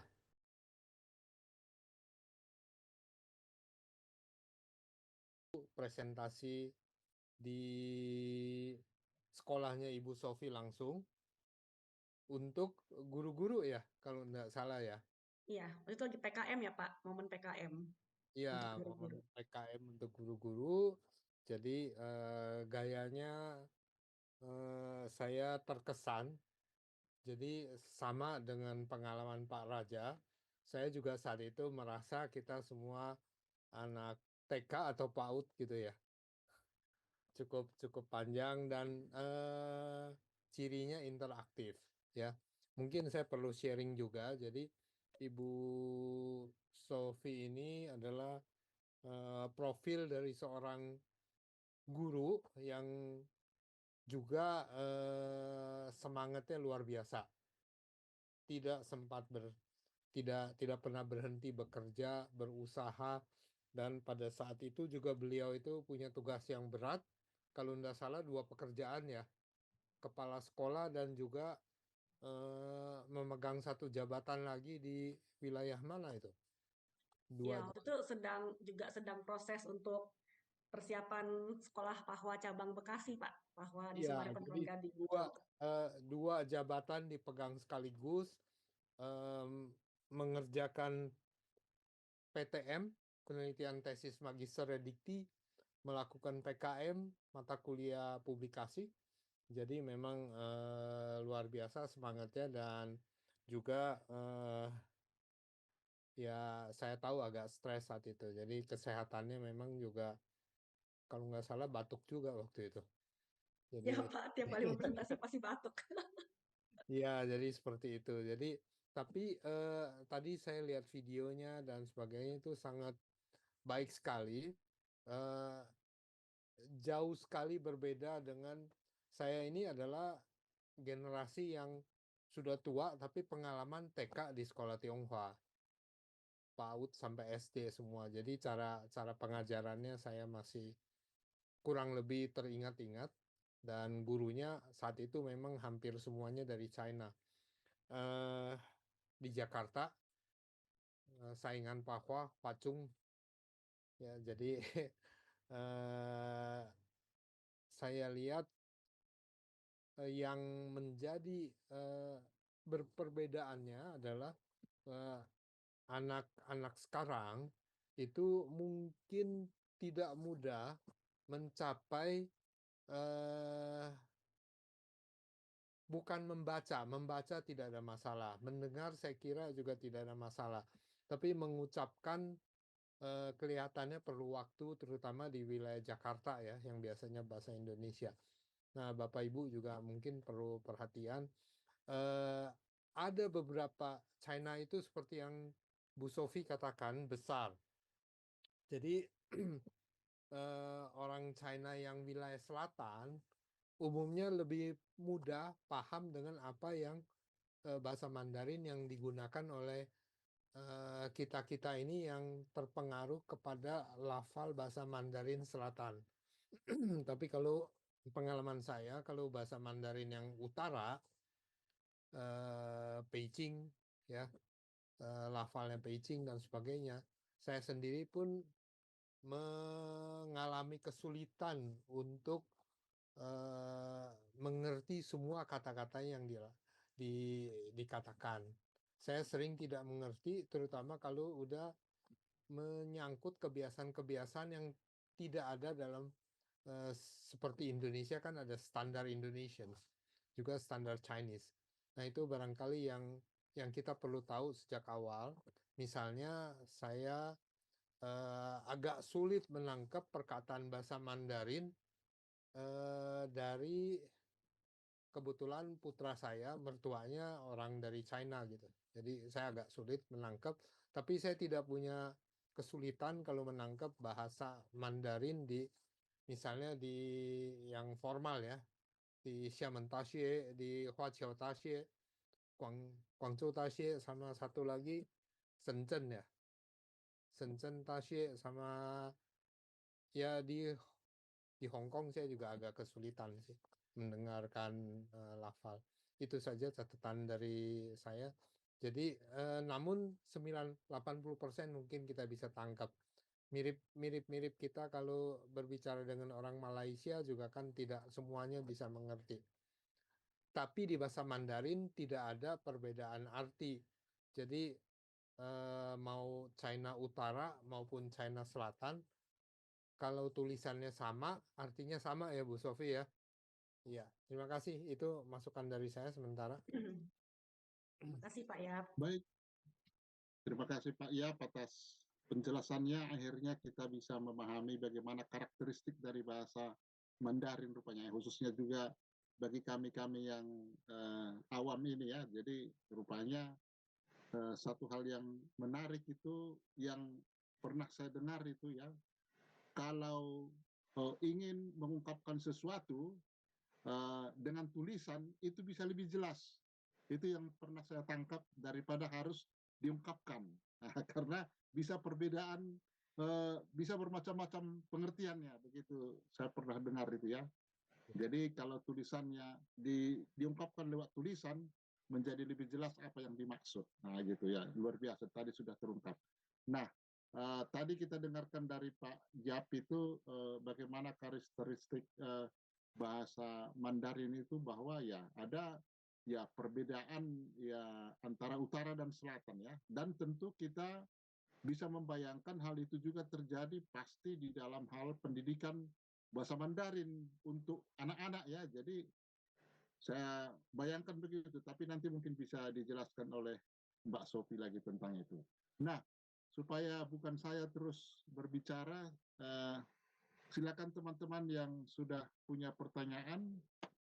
Saya intip di chat belum ada, tapi yang ada di sini adalah daftar hadir. Silakan teman-teman mengisi ya sambil bertanya. Oke, mungkin pertanyaan pertama ini Pak Sofi ya. Jadi tadi sudah dijelaskan di dalam pemaparan bahwa ada dua tools atau sarana yang dipakai dalam penelitian ini ya, yaitu storytelling dengan permainan. Nah, kalau dari pengalaman yang Mbak Sofi peroleh pada waktu penelitian itu, yang mana dari yang kedua ini sebetulnya lebih meningkatkan motivasi anak-anak itu? Ya, jadi kita kan awam spontan akan melihat ya di mana mereka lebih aktif. Ya, spontan dulu misalnya kan kita lihat itu ya di mana ada gerakan permainan ya, kita bayangkan motivasinya. Tapi apakah benar seperti itu atau kebalikannya? Mungkin tadi sudah diungkapkan, mungkin saya belum ngeh gitu ya. Ya, mungkin itu dulu pertanyaan pertama, kalau bisa dijelaskan dari saya. Terima kasih Mbak Sofi. Iya, Pak. Kalau dari hasil data dengan uji analisis hipotesis dengan dengan data yang deskriptif, memang lebih tinggi untuk di storytelling ya Pak, peningkatannya. Kalau asumsi saya gitu ya, dari pengalaman saya, karena kalau storytelling itu kan apa ya, karena dari storytelling itu anak ini kan juga fokus ya Pak, gitu. Kalau bisa gini, saya coba ajak Bapak Ibu untuk membayangkan sikon atau konteks 5 tahun, 5-6 tahun gitu ya. Sangat sulit untuk anak-anak bisa duduk diam mendengarkan seseorang bicara kalau tidak menarik. Benar nggak Bapak Ibu? Kita kalau nonton film mungkin drakor itu kan karena filmnya menarik, di depan kita bagus banget sehingga kita bisa stay diam. Tapi coba nih teman-teman yang masih kuliah, mohon maaf kalau dosennya mungkin ngajarnya monoton, apakah Bapak Ibu bisa diam aja fokus mendengarkan? Belum tentu ya, gitu. Karena pasti teman-teman mengalami gitu ya, kalau sekolah juga pasti mengalami. Kayaknya ada yang ngantuk, ada yang nguap, ada yang udah kabur aja, ada yang cari makan, cari cemilan. Nah itu juga terjadi di anak-anak. Apalagi untuk rentang konsentrasi anak kecil itu rata-rata 2 kali usianya. Jadi untuk anak bisa mau fokus itu sudah luar biasa untuk bisa 10 menit gitu ya kurang lebih. Jadi dengan untuk anak yang tidak termotivasi pasti nggak sampai 5 menit udah kabur Pak. Dalam arti aku mau pipis, aku mau minum, aku sakit perut, itu udah umum terjadi untuk anak-anak ya Pak ya. Tapi kalau memang ternyata dia punya motivasi, dia ada minat dengan cerita tersebut, dia ada minat dengan gaya gurunya mengajar, dia ada minat ketika dia mendengar, aku mau dengar ceritanya lebih lanjut seperti apa. Tadi Bapak lihat di video saya kan gurunya juga ada nadanya naik turun, ada nanya anaknya. Anaknya mau nggak mau harus dengar dan mau menjawab gitu ya. Dan itu terlihat bahwa anaknya bisa stay fokus dan itu terlihat ada motivasi di situ. Selain daripada konsentrasi ya. Karena saya mengukur frekuensinya yang terjadi dari setiap dimensi itu berapa kali kejadian yang muncul, perilaku yang muncul yang mencerminkan dimensi tersebut. Jadi terlihat banget itu benar-benar anak memang selain konsentrasi dia juga benar-benar terlihat ada relatedness, ada value yang dia mau tangkap dari cerita, ada apa tadi ya dimensinya ada 7 ya, saya jadi lupa nih karena fokus dengan batuk. Jadi benar-benar yang pada intinya adalah dari gameplay memang anak ada motivasi untuk terlibat, tetapi motivasi yang terlibat lebih kepada keaktifan anak untuk mau terlibat dalam proses game, proses bermain. Tetapi ketika dalam proses storytelling, anak itu berproses untuk mau fokus menangkap cerita, motivasi, menjawab cerita, dan nanti mereka akan retell the story. Gitu. Itu yang saya lihat perbedaannya, gitu Pak. Dibandingkan dengan yang kontrol tadi, ya karena anak hanya drilling mostly ya. Jadi ketika drilling kan anak cuman ya yang penting jawab, yang penting mengulang gitu. Nah itu kan hanya kayak ritual biasa lah untuk sekolah. Itu Pak Raja. Apakah menjawab Pak? Ya, terima kasih. Menarik sekali ya. Arti rupanya mereka lebih intens, termotivasi kalau mendengarkan sebuah cerita ya. Jadi kita bayangkan itu kan kalau mendengarkan cerita kan orang harus konsentrasi gitu. Jadi kebayangkan untuk anak-anak itu berat ya. Tapi kalau disuruh bergerak itu justru mereka rupanya ya kebalikannya dari yang saya bayangkan. Menarik juga ya. Oke, terima kasih. Ya. Apalagi mendengarkan cerita dalam bahasa asing, Pak. Bisa dibayangkan Bapak mendengarkan cerita bahasa Mandarin kan buat Bapak apaan sih nggak ngerti gitu ya. Kita yang mungkin mendengar bahasa Arab Iya, yang kita nggak betul. ngerti, kayaknya langsung skip aja gitu. Tapi untuk anak kan challenging banget untuk Yang mau mendengar. yang paling sedih itu kalau sesama orang mengerti bahasa Mandarin sudah tertawa, kita belum tertawa, nggak lihat lucunya, itu bingung kita. Sama ketika saya juga belajar bahasa Jerman itu, sudah belajar berbulan-bulan, ya saya anggap sudah tahu, orang lain tertawa, rupanya lucu, tapi saya nggak melihat lucunya gitu. Jadi seperti itu kurang lebih. Mungkin Pak Yap, mungkin ada sharingnya Pak, kalau ada. Waduh, sharing apa lagi ya? Pak Yap, Ya, tentang ya. kedua jenis tadi itu Pak, antara storytelling dengan permainan itu rupanya anak-anak lebih senang kepada storytelling rupanya ya, menurut penelitiannya. Ya, saya kira saya setuju dengan konsep begitu ya. Jadi storytelling dan bukan hanya story, itu kan mengandung juga gamifikasi. Jadi ada permainan ya, bergerak dan sebagainya. Jadi storytelling dan juga ada gerakan yang tadi gurunya sangat aktif, memperlihatkan lukisan, kemudian menanyakan isinya apa, dan artinya kalau dalam konteks sistem informasi itu dilakukan semacam kegiatan yang disebut sekarang ini baru ya, jadi baru topik baru namanya datafication. Jadi dia belajar bahasa melalui sesuatu yang melalui gambar, tapi presentasinya berbeda dengan yang standar. Kebetulan saya masih terlibat di riset-riset mirip-mirip seperti ini untuk anak SD kelas bawah. Kita itu salah satu yang concern adalah mengenai cognitive load, ya, beban kognitifnya seberapa jauh, kemudian dengan men-trigger melalui permainan itu menjadikan juga dari sisi psikologinya itu working memory-nya lebih aktif. Jadi kelihatannya Ibu Tiani sekarang lagi risetnya di bidang cognitive load dan working memory. Ya, jadi kelihatannya itunya di-trigger untuk anak-anak. Juga ya itu saya setuju. Kalau tidak di-trigger supaya menarik, anak-anak tuh nggak bisa diem. Pasti pindah-pindah terus fokusnya. Tapi menurut saya, sekarang ini bukan hanya anak-anak, Bu Sofi, anak mahasiswa juga sama. Fokusnya ini terus, pindah-pindah terus. Itu pendapat saya. Jadi sulit sekali di kelas itu, kalau terutama yang di baris belakang, mahasiswa itu suruh menarik, mungkin kita harus pakai cara storytelling dan gaming ya. Ada permainan waktu memberikan. Terima kasih, Pak. Terima kasih Pak Jab atas tambahan penjelasannya. Teman-teman, ada beberapa penanya sudah mengutarakan pertanyaannya, mungkin di chat bisa dilihat ya. Yang pertama itu dari Mbak Aurora Dewi Pitaloka ya. Mbak Sofi, saya bacakan ya pertanyaannya dari Mbak Aurora.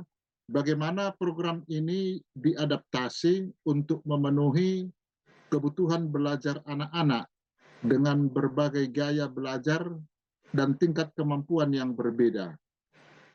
Jadi bagaimana ini bisa diadaptasi? Itu yang pertama. Lalu yang kedua saya bacakan, mungkin yang nanti bisa sekaligus dijawab. Siapa tahu ada relevansinya. Dari Mbak Cynthia Dewi, ya, izin bertanya, dalam penerapan metode storytelling dan permainan untuk pembelajaran bahasa Mandarin, area perkembangan apa yang paling distimulasi?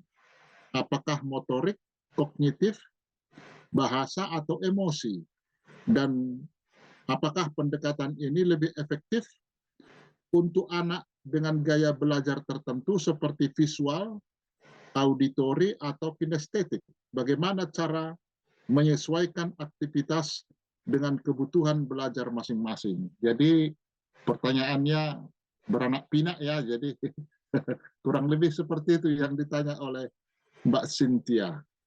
Mungkin itu dulu ya.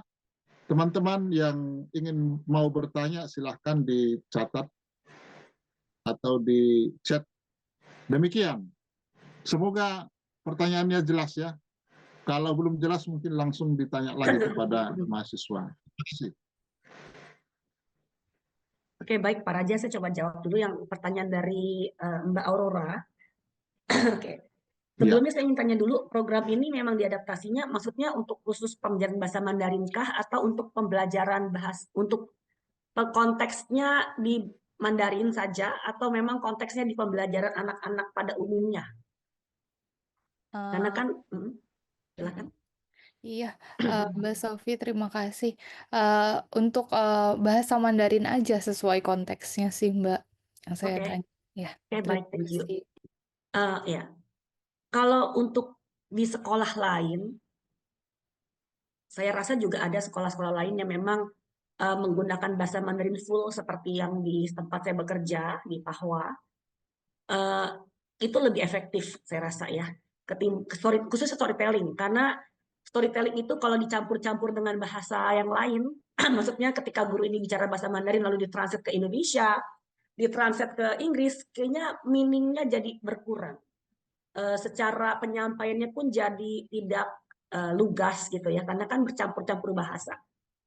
Tapi kalau untuk games, mungkin di instruksinya dikasih campur arti kata, translation, mungkin buat anak-anak lebih mengerti maksudnya apa instruksinya. Untuk sekolah yang tidak 100% full Mandarin tanpa translation gitu ya. Tapi kalau untuk yang seperti jenisnya seperti Pahwa, biasanya kami setelah storytelling itu kan memang ada gaya belajar berbeda ya. Kita tahu ada visual, kinestetik, auditori. That's why kenapa kita juga minta guru itu melibatkan anak, bukan hanya duduk. Tadi kalau kita lihat di video, jadi saya mengemas konsep eksperimen ini seperti ini, Mbak. Di setiap kelompok storytelling, game, dan kontrol itu memiliki tema yang sama. Misalnya tentang binatang, tema tentang binatang. Setiap tema binatang ini dibawakan 2 kali dalam 1 minggu. sorry. Jadi di permainan 2 kali seminggu tentang binatang, di storytelling 2 kali seminggu tentang binatang, di kontrol juga sama 2 kali seminggu tentang binatang. Tetapi cara membawakannya adalah masuk ke dalam konteks kelompoknya, storytelling dan storytelling. Kebetulan saya juga saya juga mendapatkan HKI untuk modul storytelling yang saya buat gitu ya. Di situ di modul itu saya sebutkan bahwa memang storytelling ini harus dilakukan kelasnya nggak bisa terlalu besar pastinya. Karena kalau udah terlalu besar seperti kelas kuliah, tadi Pak Raja atau Pak Yap bilang, anak-anak ini udah pasti nggak fokus. Gitu ya. Kelas kami paling banyak maksimal 25 anak. 25 anak itu pun kami buat 2 baris biasanya, atau duduk di karpet gitu ya. Berharap supaya guru bisa tetap memantau 25 anak tadi. Nah, dengan seperti ini kita bisa lihat kelasnya nggak bisa terlalu besar. Itu yang pertama untuk storytelling. Kedua, karena setiap anak punya gaya yang berbeda, sehingga guru pun tidak bisa dengan hanya satu gaya. Jadi ada guru yang mungkin cuma baca doang, kalimat demi kalimat, sehingga menjadi membosankan. Guru itu harus bisa mengakomodir juga kebutuhan anak. Jadi ketika anaknya visual dengan penampilan guru yang bergerak, akan lebih menarik. Dengan buku cerita atau alat peraga, akan lebih menarik. Untuk konteksnya dengan anak yang auditori, dengan guru itu menceritakan, contoh ya, dengan guru cerita tentang telur ayam. Aduh, maaf, sebentar ya. Dengan telur ayam tadi kan guru itu bertanya, anaknya kenapa telur ayamnya? Oh, telurnya nangis. Kenapa telurnya nangis? Pakai suara gitu ya. Lihat ke kanan, lihat ke kiri gitu. Itu kan ada gayanya guru, ada body language-nya guru. Jadi secara intonasi auditorinya anak dapat, secara visualnya guru, anaknya yang kemampuan visual juga dapat. Secara kinestetik karena gurunya bergerak, jadi anak kan juga penasaran. Dan tadi kita ada di sesi yang kedua tentang telur ayam juga diberikan sedikit games, disuruh hitung berapa jumlah telur ayam yang jatuh. Itu juga mengakomodir kebutuhan anak yang punya gaya kinestetik, karena mereka akan bergerak. Tidak bisa monoton, jadi tidak bisa hanya diberikan buku, lalu guru hanya baca seperti read aloud, kata demi kata. Itu udah pasti menurut saya anaknya akan ngantuk. Karena rata gitu ya, monoton, ping-ping gitu, rata aja. Nggak ada rasa interestnya buat anak untuk mau minat gitu. Itu yang jawaban untuk Mbak Aurora ya. Dan kemampuan yang berbeda bagaimana? Kita bisa memberikan assessment atau evaluasi. Contohnya, guru bisa nanya, tadi ceritanya tentang apa? Ayo siapa tadi yang bisa jawab? Tadi kenapa telur ayamnya? Kita bisa cross-check dengan beberapa pertanyaan. Jadi bisa make sure bahwa anak ini beneran mendengar dan mengerti. Meskipun mungkin secara kemampuan nggak semua 100% kata bisa tertangkap. Tapi setidaknya anak bisa lihat dari visualnya, dari gerakan gurunya, gitu ya, dari gambar di bukunya, ada jawaban-jawaban yang bisa disebutkan.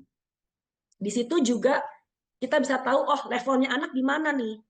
Seperti tadi ada anak salah jawab sebenarnya, tapi kita bisa tahu dan gurunya mengkoreksi gitu ya. Nah itu kita tahu, oh anak ini sebenarnya ngerti, tetapi salah kata yang dijawab gitu. Dan kita juga bisa berikan assessment lain dalam bentuk mungkin worksheet gitu ya, kayak assessment. Contohnya mengurutkan cerita. Kita siapkan gambar, kita urutin cerita, anaknya minta diurutkan cerita dari gambar berdasarkan cerita yang sudah dia dengar. Jadi kita tahu bahwa anak ini beneran nggak sih kemampuannya, beneran nggak sih mereka paham tentang cerita yang saya sampaikan. Atau bisa minta anak retell the story, cerita ulang dalam kalimat Mandarin versinya mereka dengan lebih sederhana. Nah, jadi kita bisa mengetahui juga sejauh apa kemampuan anak. Karena memang kita harus student centered ya, artinya pelajaran itu harus sesuai dengan levelnya anak. Kalau memang anaknya levelnya rendah, jangan dikasih tugas tambahan atau assessment yang sudah levelnya advance. Pasti anak itu nggak akan bisa mencapai. Tapi goal yang kita sampaikan, contohnya misalnya goal tadi storytelling. Anak mampu menjawab pertanyaan sederhana. Anak mampu menceritakan kembali dengan kalimat sederhana. Saya rasa di semua level, baik itu anak yang low level, middle, ataupun yang advance, pasti bisa. Karena yang penting indikator tersebut tercapai untuk kemampuannya. Gitu. Tapi jangan diberikan untuk anak yang low level dikasih suruh tulis cerita. Ya nggak mungkin, karena terlalu advance buat mereka. Gitu. Jadi memang harus disesuaikan dengan kemampuan kelas tersebut dan siswanya. Begitu, Mbak Aurora, apakah menjawab? Iya, terima kasih Mbak Sofi untuk jawabannya. Iya, sama-sama. Oke, baik Pak Raja, yang berikutnya tadi ya dari Mbak Cynthia. Kalau dari kalau dari point of view saya dan dari teori yang saya baca, untuk storytelling lebih banyak mengembangkan si auditori dan kognitif. Karena Vygotsky kan juga salah satu pelopor teori kognitif ya, perkembangan kognitif dengan ZPD-nya. Dan Vygotsky juga pelopor teori untuk perkembangan bahasa. Jadi memang perkembangan bahasa itu pasti relate dengan perkembangan kognitif. Saya juga pernah baca di suatu sumber, saya lupa, bahwa bayi itu organ pertama yang berkembang di bayi sejak janin di dalam perut rahim itu adalah telinga. Jadi dia udah pasti bisa mendengar apa yang kita sampaikan. Dan meskipun bayi belum bisa bicara, tetapi ketika auditori, ketika ibunya berkata-kata, bicara dengan bahasa apapun, pasti anak itu akan mengerti. Karena auditori ini akan nyambung dengan kognitif gitu. Nah ini yang saya lihat dari storytelling juga akan sama gitu ya. Pastinya yang pertama listening skill-nya, auditori. Kedua dari listening skill anak akan memproses maksudnya apa sih gitu. Even terjadi pada anak yang speech delay. Speech delay pun juga anak-anak akan bisa mendengarkan dan bisa memahami, cuman mungkin output untuk speaking-nya belum bisa gitu karena mungkin confusing, processing-nya agak loadingnya lama gitu ya, sehingga ketika dia mau output bahasa tuh bingung mau pakai bahasa yang mana nih gitu. Itu ya contohnya. Tetapi secara anak-anak umum itu udah RAM-nya rendah. kenapa Pak? RAM komputernya rendah mungkin. Iya, itu processingnya ya. Kalau saya sih selalu sebutkan ke orang tua seperti itu ya, untuk speech Processing. delay. Betul. Tapi bukan berarti untuk yang lainnya tidak. Kayak emosi. Emosi juga berperan. Karena dari cerita dia bisa merasakan. Wah, ternyata dia ceritanya sedih ya. Aku ikutan sedih loh. Ya, bisa menularkan emosi yang ditangkap dari cerita yang dibawakan. Kembali lagi, peran guru ketika bercerita itu penting. Karena ketika guru itu mau menyampaikan emosi bahagia, isi ceritanya bahagia, tetapi gurunya flat, atau ketika emosi yang mau disampaikan adalah emosi excited, tetapi guru juga flat, anak itu nggak bisa catch the emotion of the whole story. Jadi memang harus si penuturnya, si gurunya harus bermain dengan emosi, ekspresi juga, itu penting untuk storytelling. Jadi memang nggak semua orang bisa bercerita dengan baik untuk bisa anak suka gitu ya. Tapi kalau untuk motorik itu ya nanti plus minus lah, tergantung apakah gurunya mengemas dengan ada gerakan dan yang lainnya. Gitu ya. Kalau untuk yang pertanyaan kedua, beda dengan games. Karena kalau games pasti anak terlibat dalam activity. Bukan hanya games yang digital ya, yang hanya pakai jari, itu kan motoriknya cuma jari doang. Tapi kalau games yang kayak perlombaan, games yang ada berdiri, ada gerak, ada maju, ada mundur, ada lari, itu pasti motorik. Secara listening, yang pasti listening karena dia harus mendengar instruksi. Kedua, kognitif, memahami apa yang diminta oleh si guru. Lalu ada motoriknya, melakukan games tersebut. Itu. Dan emosi udah pasti, namanya anak bermain pasti happy gitu ya rata-rata. Jadi untuk yang pertanyaan pertama sudah saya jawab. Pertanyaan kedua, lebih efektif bentuk anak gaya seperti apa? Visual, auditory, kinestetik. Ini ada kaitannya dengan pertanyaan tadi dari Mbak Aurora. Pada intinya, setiap orang, kita pun yang dewasa, punya gaya belajar yang tiga-tiganya ada. Tetapi yang dominan yang mana, itu lebih pada yang mana yang sering kita pakai. Jadi bukan berarti karena aku gimana ngomongnya, kayak saya nih, saya itu tipenya auditori gitu ya, dan kinestetik. Bisa dilihat ketika saya bicara saya banyak gerak. Tapi mungkin juga ada orang yang visual, artinya mereka selalu pakai stabilo gitu ya, untuk highlighter, untuk bisa membaca sesuatu lebih cepat hafal. Saya nggak bisa visual, kayak saya baca buku pasti ketiduran. Jadi saya harus diskusi, harus cerita gitu. Dan saya baru menemukan gaya belajar saya pas SMA kelas 3. Jadi waktu kecil tuh saya menderita banget, sekolah tuh menderita, saya nggak suka sekolah. Karena disuruh baca, baca, dan baca. Akhirnya saya selalu tertidur dan nilai saya selalu jelek. Padahal kan pernah hampir nggak naik kelas gitu ya. Dan saya baru menemukan ketika kelas SMA kelas 3, kebetulan saya nggak bisa belajar sejarah waktu itu. Udah baca berjam-jam, bangun subuh, tetap nggak bisa nangkep, hanya satu halaman terus. Terus di sekolah, duduk bareng dengan teman-teman, diskusi, dengar teman-teman cerita tentang perang ini, perang itu, ya waktu itu SMA 3 sejarah gitu. Saya cuma dengerin doang, saya nggak baca isi buku saya, ulangan dapat 90-an. Itu the first time saya merasa, kok aku bisa belajar tanpa harus belajar, gitu. Aku bisa mempelajari sesuatu tanpa harus belajar baca. Dan di situ saya baru sadar bahwa saya adalah auditori, gitu. Dan di sini yang perlu saya tekankan bahwa kita semua punya tiga gaya tersebut, anak-anak juga punya. Tetapi lebih sering distimulasi dengan cara apa, itu juga mempengaruhi. Kadang-kadang sebagai guru yang visual, akhirnya memberikan pengajaran secara visual aja.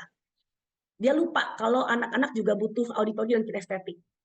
Ketika orang yang banyak ngomong, auditori gitu ya, cerita atau suka ngomong atau suka bercerita, dia akan banyak cerita, tapi lupa menampilkan gambar, lupa menampilkan yang visual, atau lupa ngajak anak bergerak, sehingga anak yang menangkap hanya yang visual aja, yang kinestetik bosan karena dia harus gerak gitu.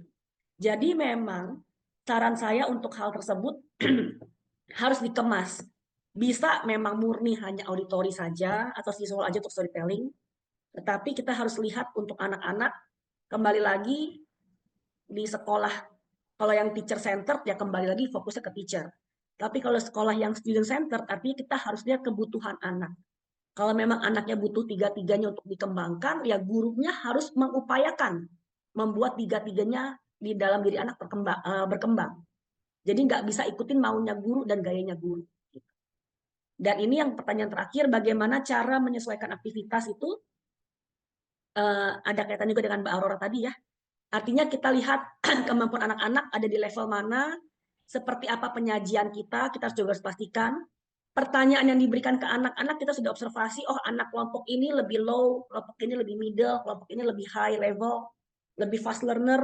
Jadi pertanyaan untuk anak ini mungkin hanya yang ada berapa sih gambar yang kamu lihat di dalam cerita tadi misalnya. Tapi yang middle mungkin pertanyaan lebih open-ended questions, lebih dalam lagi, even in-depth. Apa yang dirasakan gitu ya. Yang high advance mungkin bisa diajak lagi, coba kamu ungkapin bla bla bla bla. Jadi pertanyaannya bisa dibuat berbeda dari cerita yang sama. Karena kembali lagi, yang penting anak mampu gak menangkap isi cerita. Tergantung dari goal yang dibuat oleh guru dan sekolah. Begitu ya Pak Raja. Apakah menjawab pertanyaannya ya? Takutnya saya jadi kayak ngajarin guru TK lagi nih. Bagaimana Mbak Cynthia? Terima kasih Bersabdalah, Mbak Sofi. apakah Para sekitar sedikit mengganggu jadi nggak bisa on audio. Terima kasih Mbak Sofi. Jelaskan. ya. Pak Jab mungkin ada komentar tambahan terkait penjelasan Mbak Sofi tadi, Pak Jab?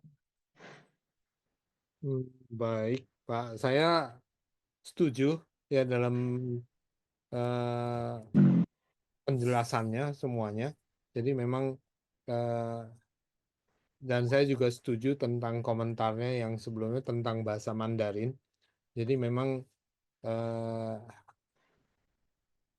saya konsep yang pengalaman diri saya kalau mau belajar bahasa Mandarin, maka lingkungannya harus Mandarin semua. Itu akan jauh lebih cepat.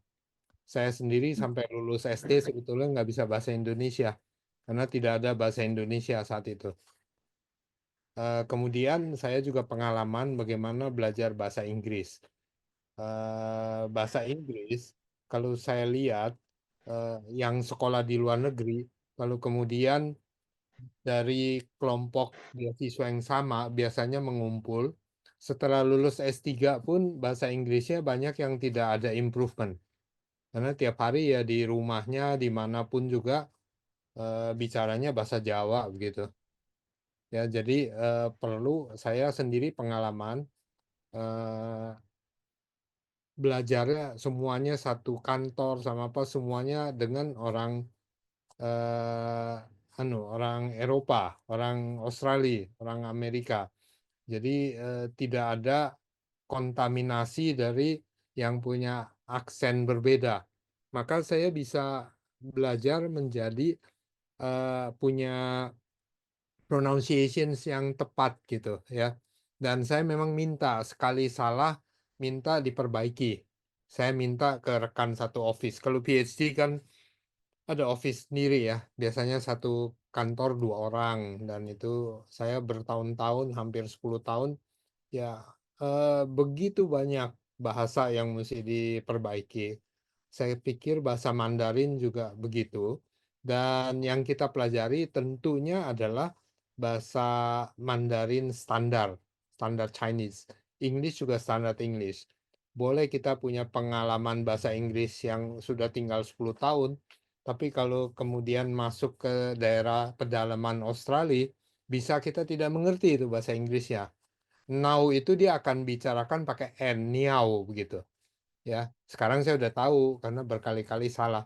Demikian pula bahasa Mandarin, kalau mereka sedang berbicara dengan sama juga dengan bahasa Indonesia, bahasa Mandarin itu banyak logat. Jadi logat-logat ada yang bicara-bicaranya karena budaya, dia skip. Dia ngomong kalau mesti katakanlah 10 kata yang dikatakan, mungkin dia hanya 8, dia skip. Pakai gaya bahasa. Kita nggak mengerti, tapi mereka mengerti di antara itu. Saya melihat bahwa orang-orang dari wilayah tertentu, dari Hubei, dari Santung, ya misalnya saya nggak mengerti kalau mertuanya putra saya berbicara dengan istrinya dalam bahasa Santung, ya bahasanya Mandarin tapi sepotong-sepotong gitu, hilang-hilang. Nah jadi tapi kita tentunya tidak berbicara yang ke sana, kita bicara ke yang standar Chinese Mandarin, juga bahasa Indonesia kita bicaranya yang standar Indonesian. Ya, kalau Pak Raja berbicara dalam bahasa Indonesia dicampur bahasa Batak, saya tidak mengerti. Yang saya mengerti cuma Horas, Pak. Gitu, Pak. Dari saya, kalau saya tambahin Iya, iya. Sunda juga nggak Horas. mengerti. Kunaon ya teh, koski ya, gitu ya. Baik. Terima kasih. Oke, terima kasih Pak Jab atas tambahannya, uraiannya. Ya, Mbak Sofi ada penanya yang berikut itu dari Mbak Alicia ya. Mbak Alicia saya bacakan, mungkin Mbak Sofi sudah terima juga. Isinya begini, berdasarkan hasil penelitian disampaikan bahwa dengan storytelling, anak-anak menjadi termotivasi untuk belajar bahasa Mandarin. Namun, motivasi ini apakah motivasi hanya ketika kelas, atau ketika di dalam kelas, atau di luar kelas, anak juga semangat untuk belajar bahasa Mandarin. Jadi semangatnya termotivasi di dalam kelas atau di luar kelas. Kira-kira demikian, Mbak Sofi. Semoga bisa dipahami. Terima kasih. Silakan. Oke. Thank you Mbak Alicia untuk pertanyaannya. Yang pasti ketika saya lakukan penelitian, saya hanya melihat kondisi di dalam kelas.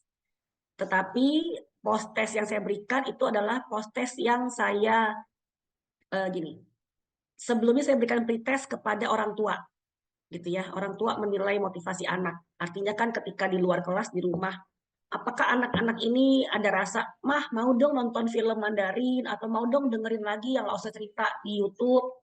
Kita kan juga suka kirimkan video-video ada di kelas gitu ya. Dan kita minta orang tua review di rumah untuk anak-anak. Biasanya sih orang tua yang nggak bisa Mandarin juga yang nggak kasih ke anaknya lihat gitu ya. Tetapi ada anak yang mungkin mau minta ke orang tuanya karena diingetin gurunya. Jadi pretest pertama tuh nilai rendah gitu, banyak banget yang rendahnya deh. Karena memang satu anak yang nggak termotivasi, kedua memang mungkin orang tua juga nggak memberikan sarana atau fasilitas itu. Lalu setelah saya eksperimenkan di dalam kelas, artinya ketika saya nilai frekuensi perilaku yang muncul di dalam kelas, itu adalah termotivasi secara intrinsik, maka saya berikan post-testnya lagi. Kembali lagi saya berikan survei kepada pihak orang tua. Sebelumnya saya kasih survei juga ke guru ya, ke guru dan ke orang tua. Jadi kondisinya untuk guru kelas dan untuk orang tuanya siswa tersebut, partisipan tersebut. Jadi pretest dan post-testnya seperti itu.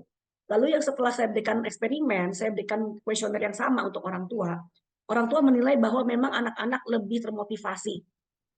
Contohnya misalnya ketika sekolah, mereka jadi lebih semangat untuk mempersiapkan perlengkapan sekolah mereka untuk pembelajaran bahasa Mandarin. Lalu di rumah jadi minta orang tuanya untuk mau kembali menonton ataupun mereview apapun yang diceritakan oleh gurunya di sekolah. Ada yang cerita ke orang tuanya, hari ini ketemu Miss Sofi ngapain aja. Di kelasnya cerita tentang tadi Lause cerita apa aja atau games apa aja, itu ada. Karena saya minta feedback orang tua juga. Selain kuesioner, saya juga orang tua juga ada yang secara otomatis secara langsung gitu ya, kirim email ke saya untuk menceritakan apa yang terjadi di rumah setelah proses eksperimen tersebut gitu. Jadi saya melihat yang tadinya hanya mau diukur di dalam kelas ternyata memang berkelanjutan di rumah gitu. Di luar kelas juga ada hasil. Tetapi tentunya saya juga sebagai orang tua, 3 anak saya sekolah di sekolah Pahwa. Jadi saya bisa melihat bahwa memang tidak selalu anak itu termotivasi di luar kelas. Tidak selalu anak-anak saya juga ya maksudnya ya. Tidak selalu anak-anak itu termotivasi karena gurunya mengajar bagus, maka anaknya di rumah juga akan mau review terus. Enggak selalu. Namanya anak kecil banyak faktor yang mempengaruhi, ada moodnya, ada pengen mainnya dan lain-lain. Tetapi kalau anak sudah bisa minta orang tuanya, Mami ajarin dong, aku tadi habis belajar ini sama gurunya, yuk ulang lagi ceritanya yuk. Mami tadi aku cerita ini loh sama guru aku jawab seperti ini loh.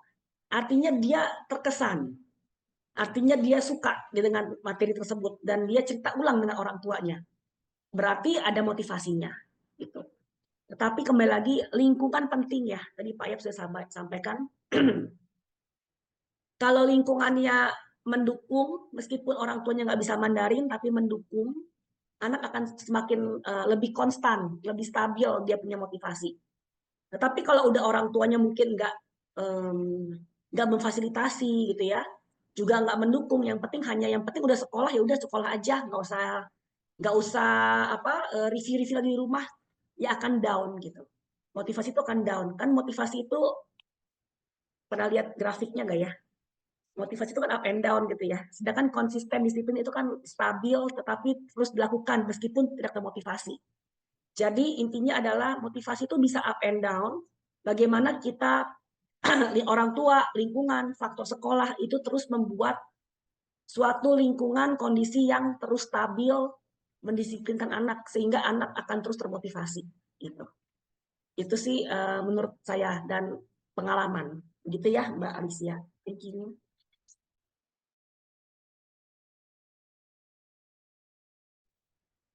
Pak Raja, boleh saya tambahkan? Ya, Ya, silakan Pak Jaf. saya tadi melihat waktu videonya saya lihat pelajarannya adalah mengenai storytelling. Tapi saya juga melihat dalam slide-nya dibicarakan ada teorinya Vygotsky, ya. Secara tidak langsung sebetulnya aplikasi dari teori Vygotsky itu terjadi terus tuh zone proximal development, dan ada juga kelihatan karena ini yang saya lihat ya dari eksperimen. Anak-anak itu ada dua hal, diminta mengerjakan sesuatu, lalu mereka tuh konsep belajarnya itu ada kompetisi, tapi juga ada kolaborasi, ya. Nah, kalau kolaborasi itu kan jadi terjadi yang konsep dan bertahap belajarnya itu yang teorinya Vygotsky yang scaffolding. Kalau nggak salah nggak disebutkan ya yang scaffolding ya tadi. Enggak Pak, tadi ada cuma ZPD kalau nggak salah. Ya, ZPD. Jadi kelihatan bahwa konsep scaffoldingnya terjadi, konsep ZPD-nya terjadi dari guru ke murid, murid ke murid, karena kan belajar itu kan diulang-ulang. Jadi diulang-ulang kan masuk ke memorinya gitu. Jadi dan kerjasama yang lebih tahu akan memberikan yang nggak begitu tahu, dia melihat langsung ke trigger dan kemudian dua-duanya beneficial. Jadi sebetulnya Vygotsky-nya jalan banget di situ. Ini masukan dari saya nih. Kebetulan tesis magister psikologi saya Vygotsky murni. Terima kasih. Terima kasih Pak Jaf atas sharingnya. Ya, akhirnya Vygotsky sudah langsung dieksekusi ya dalam diskusi kita pada malam hari ini. Baik, teman-teman sekalian, Bapak Ibu peserta, ya tidak terasa waktu semakin menggelinding ya. Dan mohon maaf, saya juga tadi kelupaan memanggilkan video, tapi tidak apa-apa, kita simpan saja untuk pertemuan berikutnya videonya. Karena mungkin begitu menarik topik ini, jadi ingin cepat tanya jawab begitu ya, dan penjelasan Mbak Sophie juga sangat lengkap ya. Dan oke, terima kasih sekali lagi Pak Jaf dan Mbak Sophie atas presentasi malam hari ini dan juga jawaban yang sangat bernas. Kami sangat senang dan semoga di hari yang akan datang ada kesempatan lagi kita untuk bertemu. Sebagai tanda terima kasih, tim FDI menyiapkan sertifikat. Untuk itu teman-teman di FDI silakan di-share. Yang pertama sertifikat kita serahkan kepada Mbak Sophie Femina Limarta, MC Psikolog Kandidat. sebagai narasumber pada FDI edisi tanggal 23 April 2025. Mohon diterima Mbak Sophie. Terima kasih Pak Sertifikatnya. Raja untuk sertifikatnya. Terima kasih. Baik. Sertifikat yang kedua kita serahkan kepada Bapak Insinyur Yap Cibeng, MMC, MC, PhD, PIM, EICE sebagai narasumber kita pada malam hari ini pada tanggal 23 April 2025. Mohon diterima Pak Jab sertifikatnya. Terima kasih Pak Raja. Baik, terima kasih sekali lagi kami ucapkan kepada kita semua atas partisipasinya dan juga atas pertanyaan dari beberapa teman kita tadi, dan juga kepada teman-teman di FDI, baik pada waktu perencanaan sampai penyiapan poster dan juga pada penyebaran informasi ini lewat media sosial. Luar biasa malam hari ini saya catat tadi kita ada sampai maksimal 42 orang. Jadi luar biasa. Mungkin yang 44, terbanyak yang pernah. Oh ya 44 malah. Lebih ya. Jadi sempat tadi sampai ke angka 44, luar biasa. Sekali lagi terima kasih untuk kita. Terima kasih untuk teman-teman semuanya, dan tetap semangat, dan kami dari tim FDI menyampaikan kita bertemu lagi pada acara yang akan datang. Terima kasih, selamat malam semuanya. Ciao. Terima kasih Pak Raja, Pak Yan.